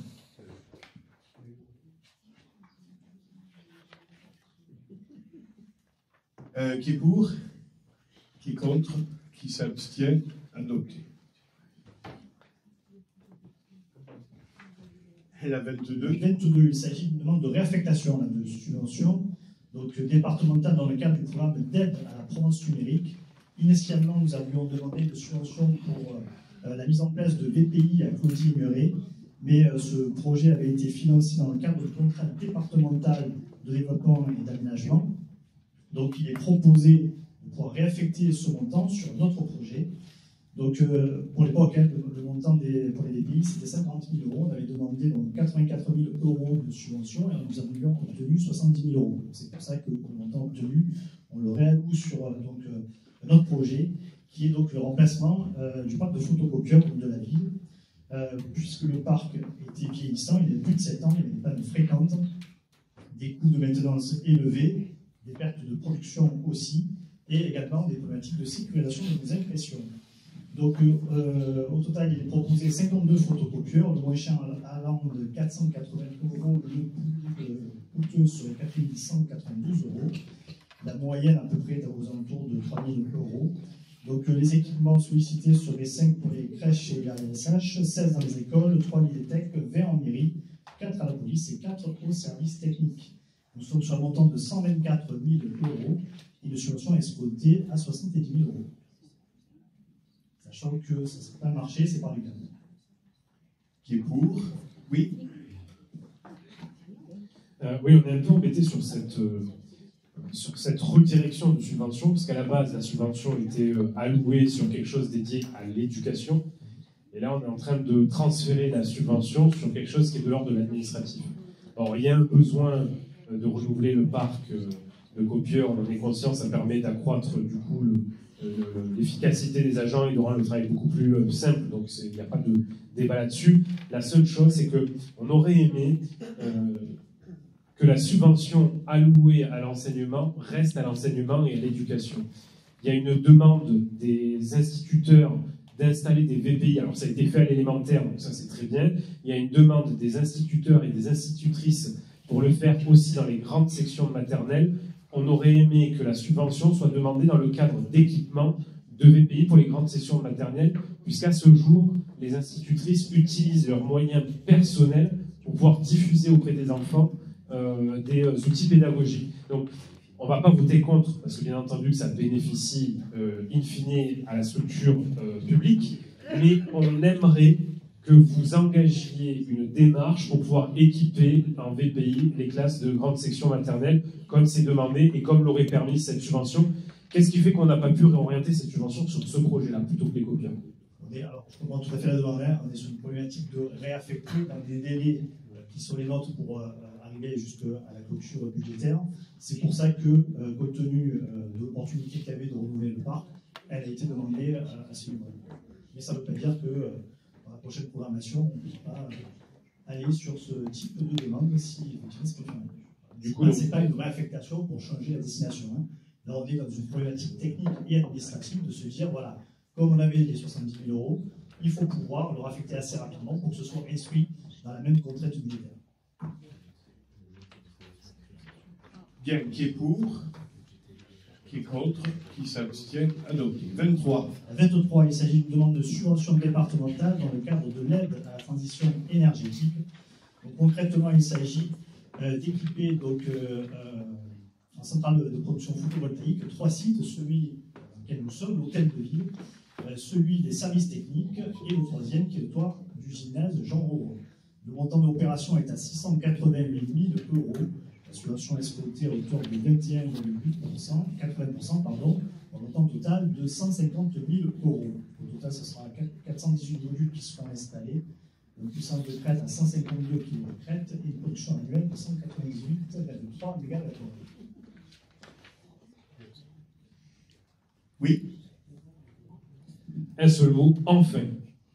Enfin, nous allons avoir des panneaux photovoltaïques qui vont permettre de pouvoir réduire la consommation énergétique de notre commune et du coup, non pas d'augmenter, mais d'enclencher l'autoconsommation communale.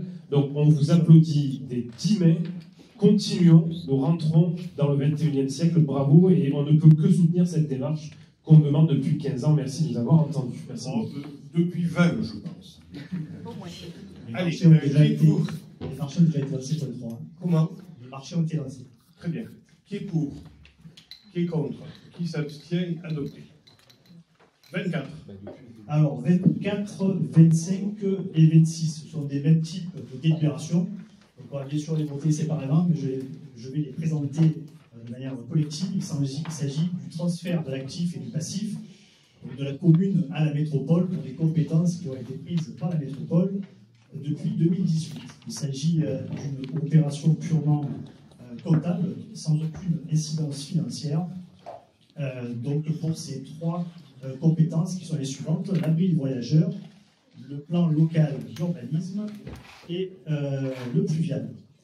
Donc, pour ces trois compétences, donc, il est demandé d'autoriser donc, le transfert de l'actif et du passif pour l'abri voyageur, donc pour un montant de 45 288 €, avec une valeur nette comptable de 33 711 €. Concernant le plan local d'urbanisme, on est à 493 000 € en montant brut et une valeur nette comptable de 188 000 €. Et pour le pluvial, nous sommes sur un montant donc, de 5 260 000 €, valeur nette comptable de 5 259 000 €. Et il y avait dans la première délibération initiale qui vous avait été transmise une erreur sur la subvention brute, sur laquelle il faut retirer 600 000 €.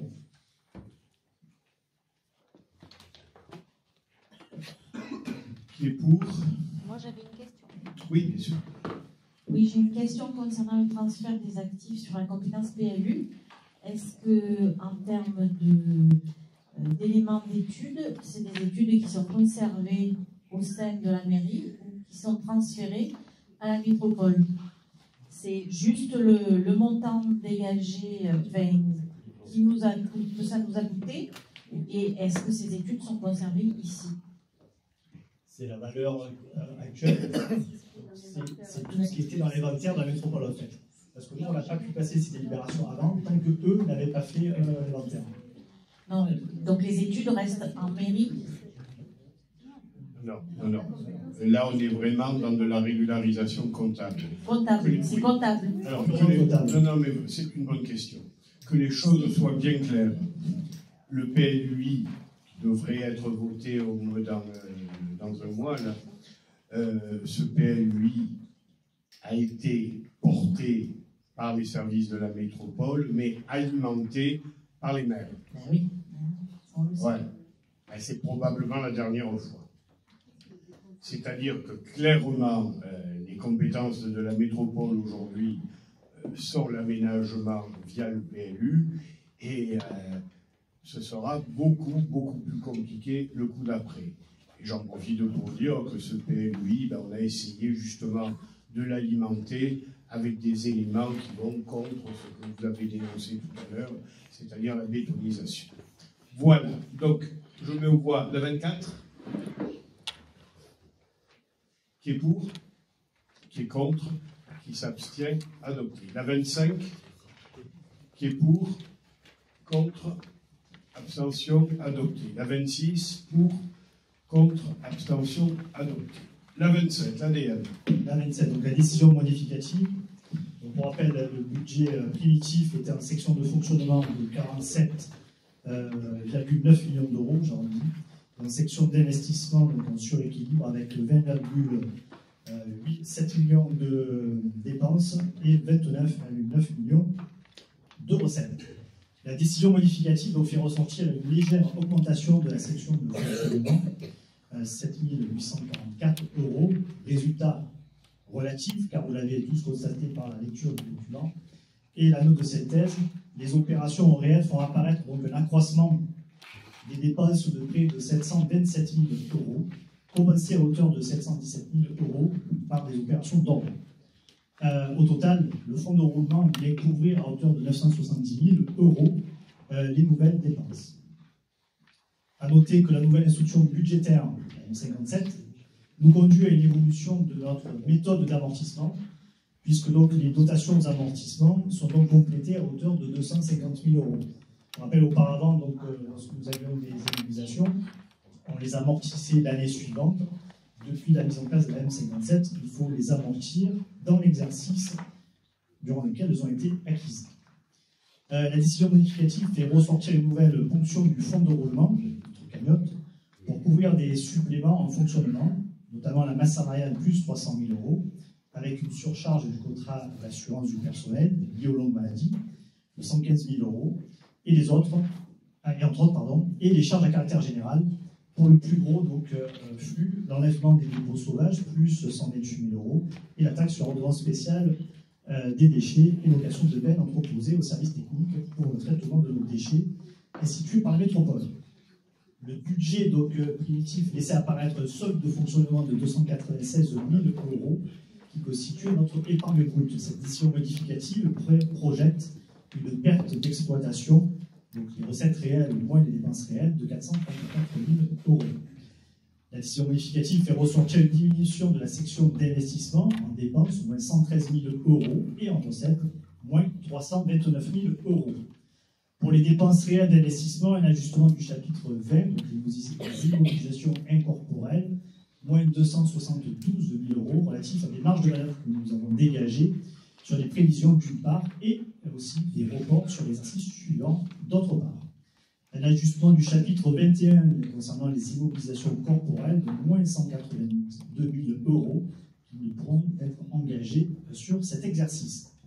Des travaux non prévus au budget primitif, engageant pour 263 000 euros des crédits complémentaires, notamment la tribune du stade Vitria, l'éclairage, plus la voirie à l'Assassin, et des autres travaux de voirie et d'accessibilité.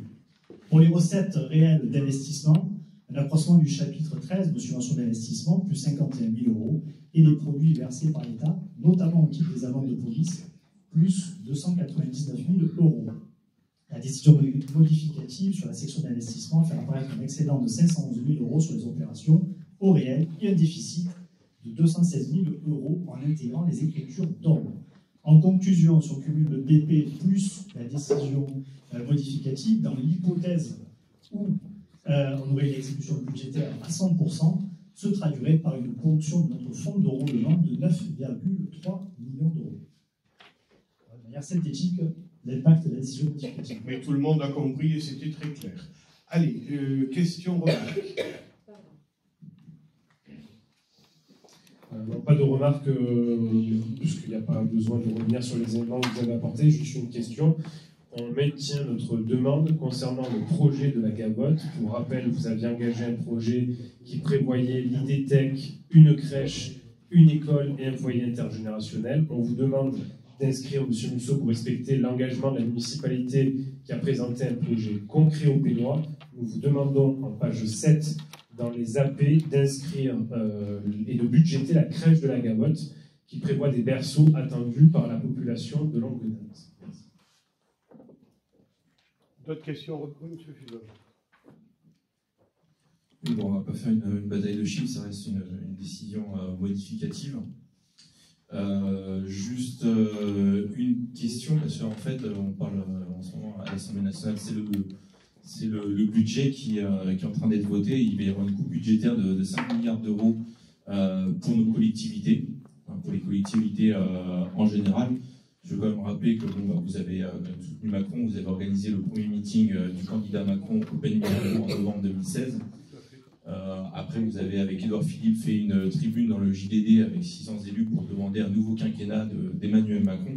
Donc, je voulais savoir, par rapport à votre proximité avec lui, comment allait être impactée notre commune au niveau des dotations de l'État.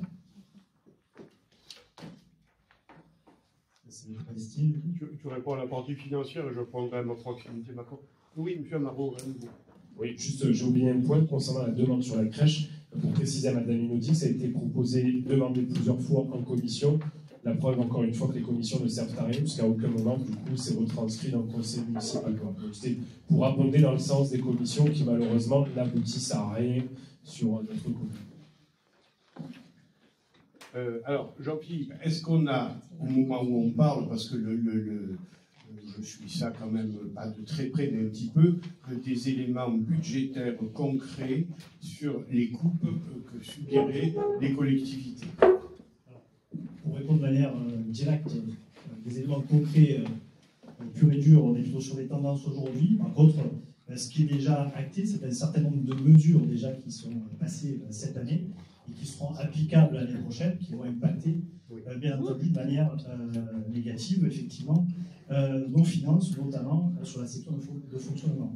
On ne va pas revenir sur les pénalités SRU. Cette année, nous étions à 590 000 euros. On sera à 850 000 euros l'année prochaine, c'est certain, puisqu'on n'aura plus de mesures d'atténuation.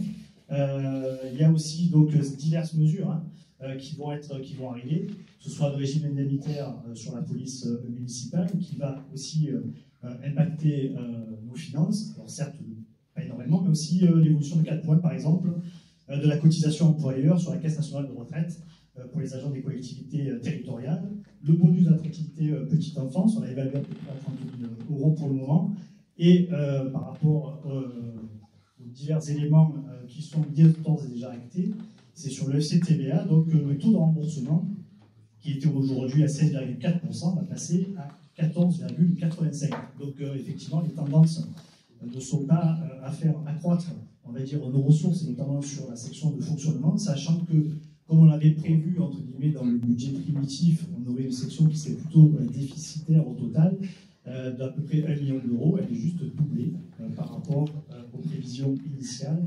Donc ça veut dire qu'aujourd'hui, comme on l'avait annoncé lors du débat, mais surtout lors du vote du budget, notre réserve financière aujourd'hui nous permet de fonctionner, de retrouver un équilibre. Comme vous l'avez vu d'ailleurs dans cette présentation de la décision modificative, où on vient de rajouter encore du coup quasiment 1 million d'euros sur le budget. Je vous complète par l'allusion à mon soutien à Macron qui est réel. Je ne vais pas vous dire le contraire, il a fait effectivement son premier meeting, je l'ai soutenu, il n'y a pas de souci. Mais vous savez, vous êtes jeune en politique, moi je suis vieux. Ah si. On peut évoluer. J'ai 22 ans de carte. Comment? J'ai 22 ans de carte quand même. Eh bien justement, c'est ce que j'allais dire.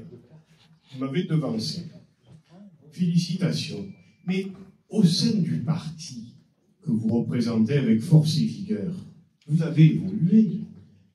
Sauf erreur de ma part, vous étiez un vigoureux soutien de Jean-Marie Le Pen. Vous avez même dit un jour que je ne lui arrivais pas à la cheville, ce que j'ai pris d'ailleurs pour un compliment. Parce qu'arriver à la cheville de Jean-Marie Le Pen, pour moi, ce n'était pas vraiment ce que je cherchais. Bon. Quand il y a eu ce qu'il est convenu d'appeler la séparation, pour employer un terme mesuré et choisi, vous avez suivi le courant plus modéré, sans quoi vous avez été intelligent. Lorsqu'il y a eu la décision, éventuellement, nouveau schisme, de rejoindre, comment il s'appelle ? Zemmour. Vous avez eu la sagesse de ne pas le suivre. Pour un jeune, vous n'êtes pas si mauvais que ça. Et résultat, vous êtes conseiller régional. Bon, il est vrai qu'on n'a pas voulu vous donner l'investiture pour cette circonscription, et on a probablement eu tort. Mais ça, c'est pas maisonneux. Ça, c'est pour votre carrière à vous. Vous avez quitté Le Pen pour rejoindre Le Pen. Bon, c'est pas la même. Voilà, donc c'est des choses qui arrivent. Alors, moi, par rapport à Macron, j'ai toujours... Attendez, ça vous gêne qu'on parle politique? Je demande, puisque depuis tout à l'heure vous dites quel est le rapport à chaque fois, quel est le rapport avec le... Mais attendez, quand vous faites suffisamment de digressions auxquelles j'essaie de vous répondre, pour que je réponde à la digression de M. Fuzon, vous-même avez quitté les Républicains avec un tract où vous avez dit « le couple Amiel, tant que le couple Amiel est là, je quitte les Républicains ». C'est vrai ou c'est faux? C'est vrai ou c'est faux? Alors, quel rapport avec la On fait de la politique, cher monsieur. Ah, mais vous avez toujours dit que le conseil municipal n'était pas une tribune politique, des paroles et des actes. Non, une tribune. Enfin, vu les grandes envolées lyriques que vous avez, je me permets de dire quand même quelques mots. Donc, le couple Amiel, ici présent, ne vous a jamais obligé à quitter les Républicains. Moi, j'y suis pas aux Républicains, je n'y ai jamais été. Ça viendra peut-être, mais pas pour le moment. Vous avez fait tous les partis, donc que celui-là. C'est pas vrai. Ah, et le RN, pardon. C'est pas vrai. Non. Vous allez y arriver. Il manque que ce, cher monsieur. En 30 ans de carte, il manque que celle-là. Attention, c'est pas vrai. C'est pas vrai. De Madame Amiel à Monsieur Amiel, il y a juste un ME en moins et hop, on y est. Non, mais c'est pas vrai. J'étais socialiste, j'ai suivi Macron. Guériniste, socialiste, c'était un épisode local que je revendique. Parce qu'on a été bien content. Et j'aurais aimé finir la démonstration avec M. Fuzon, parce qu'il ne va pas s'en sortir comme ça. Donc, Macron, j'ai quitté, je finis ma phrase, je vous redonne la parole. J'ai quitté En Marche, à l'époque, d'ailleurs, on avait eu quelques articles de presse, parce que le 49.3, concernant la réforme des... À 15 jours du premier tour... des municipales. Et concernant les municipales où il disait qu'il n'allait pas se représenter, septembre 2019, la province, je ne me représente plus au Pendiaro. Le film, on le revit en plus. C'est Retour vers le futur. Allez, on va revenir sur le budget dans quelques secondes, après la petite page de je reviendrai quand j'aurai fini ce que j'ai à vous dire. Le fait de ne pas nous représenter, vous savez très bien, et je n'ai pas envie d'évoquer là quelque chose de beaucoup plus douloureux. Beaucoup plus douloureux. Madame Slissa a été maire de 2010, de 2017 à 2020. Bon, son état de santé s'est fortement dégradé.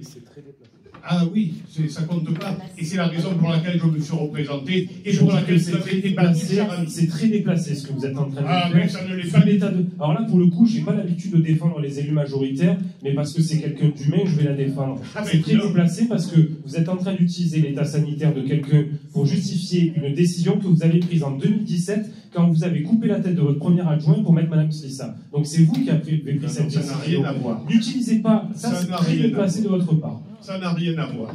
Vous l'avez mise à mal de 2017 à 2020. C'est pas pour ça qu'elle est malade, bien entendu, mais de ce côté-là, pas de leçon. Donc, je reviens au fait que j'ai quitté En Marche parce que l'usage du 49.3, qui a ensuite été usé et abusé, ne me convenait pas. Point final. Aujourd'hui, je suis 100% pour les peines Mirabeau et je n'appartiens pour le moment à aucun parti, mais je ne désespère pas. Vous êtes pressé, vous avez faim peut-être? Vous regardez votre montre. Alors moi, je finis ce que j'ai à dire. Voilà. Alors, non, mais vous avez une arrogance qui commence à être pénible. Alors, Monsieur Fuson, voilà, je vous ai répondu très simplement et entre nous, très gentiment. Hein, c'est pas bien méchant ce que je vous ai dit. La vie politique est une longue évolution. Tiens, je vais vous prendre un exemple de votre parti. Est-ce que vous connaissez Monsieur Sébastien Chenu?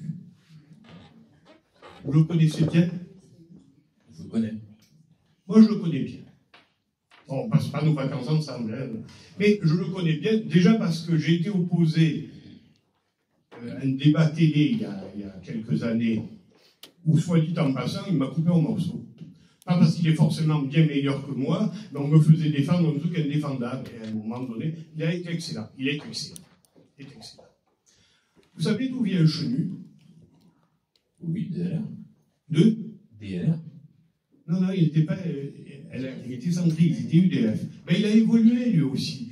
Donc, cette histoire, vous m'avez offert une superbe girouette qui siège d'ailleurs toujours sur mon bureau, mais je ne vous permets pas vraiment le fait de me qualifier de girouette, alors que l'évolution politique, et ça relève quand même de la plus stricte humanité, permet quand même d'évoluer dans une vie politique.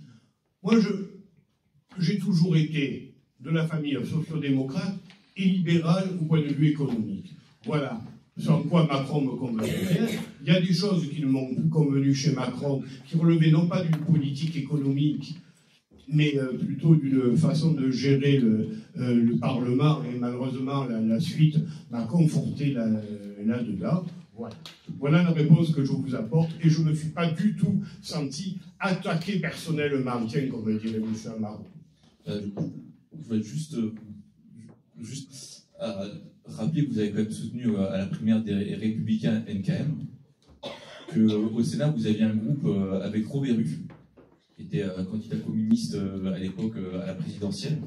Et d'ailleurs, grâce à vous, j'ai su qu'il faisait toujours de la politique. Je l'avoue moi-même. Vous avez fait aussi campagne avec le PS, le Parti communiste français, contre moi en 2015. Oui. Donc c'est vrai que après moi j'ai. Non, mais vous avez raison, on évolue. Après moi j'ai 22 ans de carte dans le mouvement. Moi j'étais là quand en 2007 on a fait 4,5% des voix et je suis resté. Et c'est vrai qu'on a bien évolué. En 2015, en fait moi je suis juste resté dans mon parti, M. Le Pen a été exclu. Je suis resté dans mon parti. Et j'ai juste, et évidemment, oui, qu'on a évolué sur certains points. Beaucoup. Eh bien oui, mais heureusement qu'on évolue. Eh ben voilà. Moi, je suis pas le même à 22 ans quand j'ai adhéré au Front National qu'aujourd'hui à 44 ans. Et heureusement qu'on n'est pas en reste pas je ne vous le fais pas dire. Et même en 10 ans de conseil municipal, vous avez vu que j'avais quand même évolué. Heureusement qu'on évolue dans la vie. C'est tout ce que j'avais envie d'entendre. Heureusement qu'on évolue dans la vie. Mais je suis resté. J'ai évolué, vous avez évolué. Il y avait dans votre parti des gens qui sont toujours un peu en satellite, mais on ne les voit pas trop. Ah oui, quand même. un certain Bousquet, qui est quand même un ancien Waffen-SS, qui a créé le Front National. C'est la réalité. Mais ça vous fait rire, madame. C'est la réalité. Il y avait Roger Hollande qui était résistant, oui. Mais tout à fait. Mais tout ça. Mais voilà. Vous avez fait campagne pour le Parti communiste qui a carrément collaboré avec l'Allemagne nazie. Ça vous parle. Alors, ça vous là, parle vous faites le pacte Ribbentrop-Molotov. Au pacte germano-soviétique. Je crois qu'en matière d'histoire, vous allez avoir du mal à me coincer. Non, mais on va arrêter le débat. Je voulais simplement vous dire, mais en plus vous avez repris à votre compte, qu'on pouvait évoluer dans la vie au simple nom de la liberté de penser. Merci. Donc, cette DN. Alors, pour revenir au budget, donc, je vous propose de mettre au vote donc, cette décision modificative, de le faire de manière globale. Donc, pour rappel, il s'agira donc de voter en dépenses et recettes, côté dépenses, moins 105 088, c'est recettes, moins 320 800. Je pense que ce vote ne devra pas faire l'objet de 49.3. On m'a traité de dictateur lors du dernier conseil municipal. C'est sans doute une des plus graves injures qu'on ait pu me faire, mais bon, je passe. Du coup, je tenais à remercier l'ensemble des services pour le travail effectué qui a conduit à cette thèse-là et à cette présentation de la décision modificative, dont le service des finances. Je vous remercie. Et rappeler quand même, comme tu l'as dit, mais comme tu nous as donné beaucoup de détails, ne pas le perdre de vue, que le fonds de roulement, qu'on peut appeler plus trivialement la cagnotte, permet de finir correctement, je dis bien correctement, le mandat jusqu'en 2026, en respectant nos engagements, y compris la crèche d'ailleurs qu'on fera. Peut-être pas exactement dans la forme que ce qui était prévu, ça vous donnera l'occasion de critiquer, et c'est bien comme ça, c'est le débat. Je mets aux voix, qui est pour? Qui est contre? Qui s'abstient? Ah, pas mal. Pas mal. Bravo. Non, mais je compte. C'est bien. Vous avez vu, on a même voté pour la forme des étoiles. C'est pas de la honte politique. Non, vous irez loin, vous irez loin. Madame Agnès Pasqualetto. Oui, on lève le M et le E, et ça fait Monsieur Agnès. Donc, je vous propose... Oui, mais c'est ce que M. Amaro a dit. La délibération numéro 28, il s'agit d'une convention de mise à disposition d'un local entre la commune des Pennes Mirabeau, ce local se situe sur les lieux de l'ancienne police municipale, et de l'antenne locale de Marignane de la Croix-Rouge française, dans la poursuite de la participation que nous avons depuis à peu près 2 ans avec la Croix-Rouge. Non, officiellement au CCAS depuis 2 ans, par la distribution de colis. Je vous rappelle que pour l'année 2023, 427 colis ont été distribués pour une file active à peu près de 17 familles chaque semaine. Donc nous avons à peu près une 50aine de familles qui sont aidées par la Croix-Rouge française. Vous dire que les travaux seront réalisés par la date du 12 au 14 novembre, et qu'une ouverture espérée se fera pour le 1er décembre. Les fluides seront assurés par la Croix-Rouge. Qui c'est qui a fait les travaux? Madame. Oh. Oui. Comme quoi, hein, ça peut servir. Voilà. Question, remarque. C'est ça. Je mets aux voix qui est pour, qui est contre, qui s'abstient, adopté. Je me félicite de ce... Enfin, on a toujours travaillé avec la Croix-Rouge, mais là, c'est formalisé de façon un peu plus... C'est bien, très bien.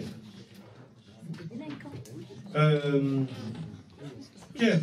Bonsoir à tous. Alors, c'est l'attribution d'une subvention municipale à l'association BMX des Pennes Mirabeau, représentée par son représentant, par son président Kébo Yves, d'un montant de 5 000 € pour l'année 2024.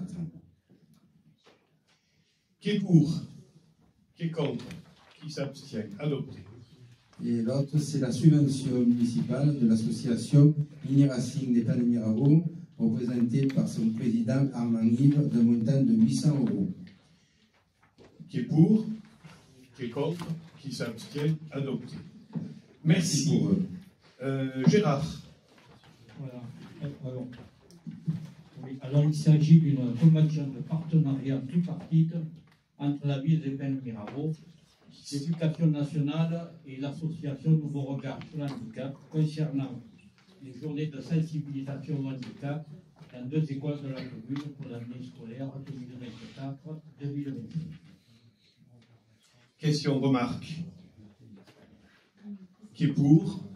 Qui est contre? Qui s'abstient? Adopté. Merci Gérard. Audrey Ville, la 32. Bonsoir. Alors, c'est une délibération pour la signature d'une convention annuelle avec l'association Écologie Solidaire pour l'installation et l'exploitation maintenant de 2 centres de tri urbain. Donc, ce sont des équipements de collecte de déchets recyclables, qu'il y a les bouchons, les lunettes, les piles, les capsules de café, etc. Ces 2 équipements seront installés sur le parc de l'Idétech et devant l'école de la Renardière, dans une démarche pédagogique. Alors, AES, l'association Écologie Solidaire, va collecter les déchets minimum 1 fois par mois et les envoyer dans différentes filières de valorisation. Il y aura également une maintenance 1 fois par mois sur ces recyclateurs par l'association AES. Question, remarque. Qui est pour? Qui est contre? Qui s'abstient? Adopté. Je rapporte les 3 dernières avec création d'emplois permanents. Alors, comme d'habitude, suite à la réussite d'un agent au grade d'adjoint technique au principal 2e classe, il est nommé, donc ce qui provoque un jeu de domino. Il ne s'agit pas d'une embauche. Qui est pour? Qui est contre? Qui s'abstient? Adopté. 34, la traditionnelle convention de participation, prévoyance et santé concernant le personnel, selon l'habitude, avec le centre de gestion des Bouches-du-Rhône. Qui est pour, qui est contre, qui s'abstient, adopté. Et la 35, la rémunération des agents recenseurs, comme chaque fois, c'est soumis à délibération, et il faut plutôt un bon bout. Qui est pour, qui est contre, qui s'abstient, adopté. Nous n'avons pas tout à fait fini, puisque nous avons 2 motions animalières, si j'ose m'exprimer ainsi. Une pour des petits animaux et les chats, d'autres pour des plus gros, les baleines. Motion de soutien à Paul Watson, de Chamard.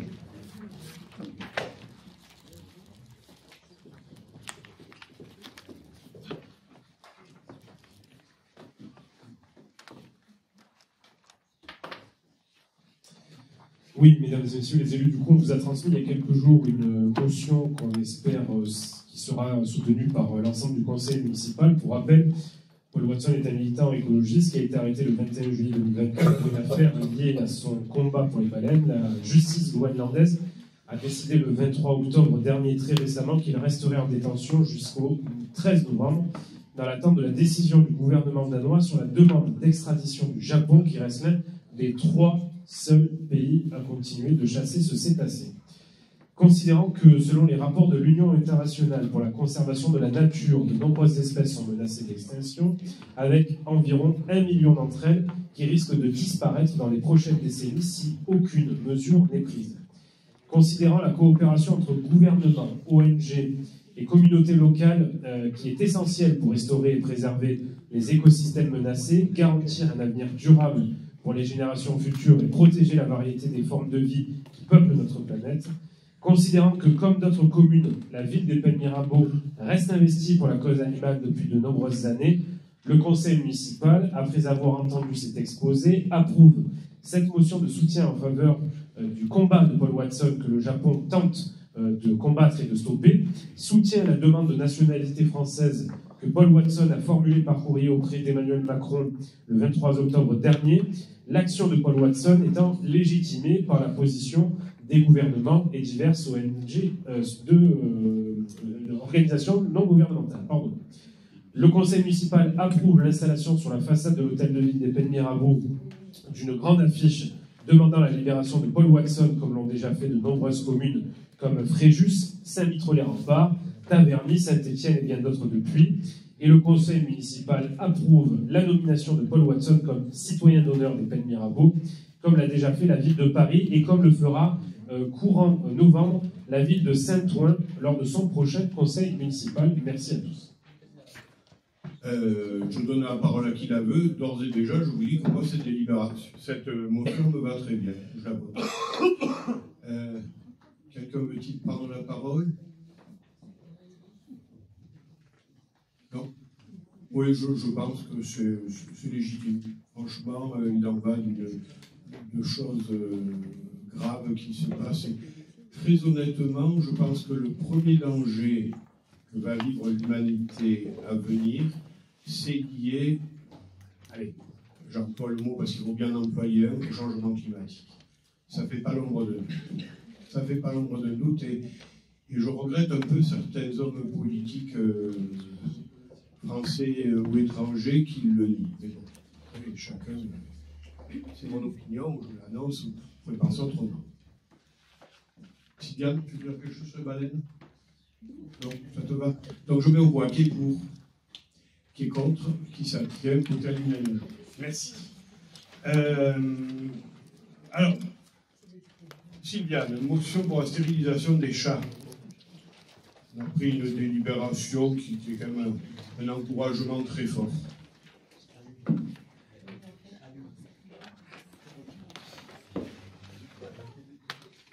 Et en fait, pour la stérilisation des chats par le propriétaire sur la commune des Pays de Mirabeau, parce qu'en fait, ce qu'on s'aperçoit, c'est quand le problème vient des particuliers qui ne stérilisent pas leur animal et qui met donc en péril le plan de stérilisation qui a été mis en place par la municipalité. Donc, pour la stérilisation des chats par le propriétaire sur la commune des Pays de Mirabeau, dans le cadre du plan de stérilisation mis en place par la ville depuis le 22 octobre 2020, visant à gérer les populations de chats errants sur la ville, le conseil municipal de la ville des Pays de Mirabeau appelle l'ensemble des particuliers propriétaires de chats à les faire stériliser pendant que ces derniers ont accès au domaine public communal, afin de ne pas repeupler les populations déjà existantes.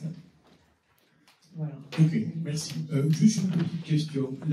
Est-ce que l'action que tu mènes depuis plusieurs années maintenant, on en a une approche quantitative? Est-ce qu'on a vraiment l'impression que ça a été efficace? Oui, ça a été efficace, puisque de toute façon... Malgré ce que tu dis là. Oui, parce qu'en fait, il y a eu plus de 400 chats qui ont été stérilisés entre la ville et les particuliers qui ont stérilisé les personnes qui sont non imposables et qui ont bénéficié de tarifs préférentiels. Et déjà, tous ces 400 chats ne se reproduisent plus. Voilà. Mais le problème, c'est qu'il y a encore des particuliers qui laissent leurs chats divaguer sur la voie publique et qui, en fait, fait que les populations viennent repeupler les populations déjà existantes. Bon, moi, cette motion me va aussi très bien. Qui est pour, qui est contre, qui s'abstient, adopté aussi à l'unanimité. Merci, bonne soirée.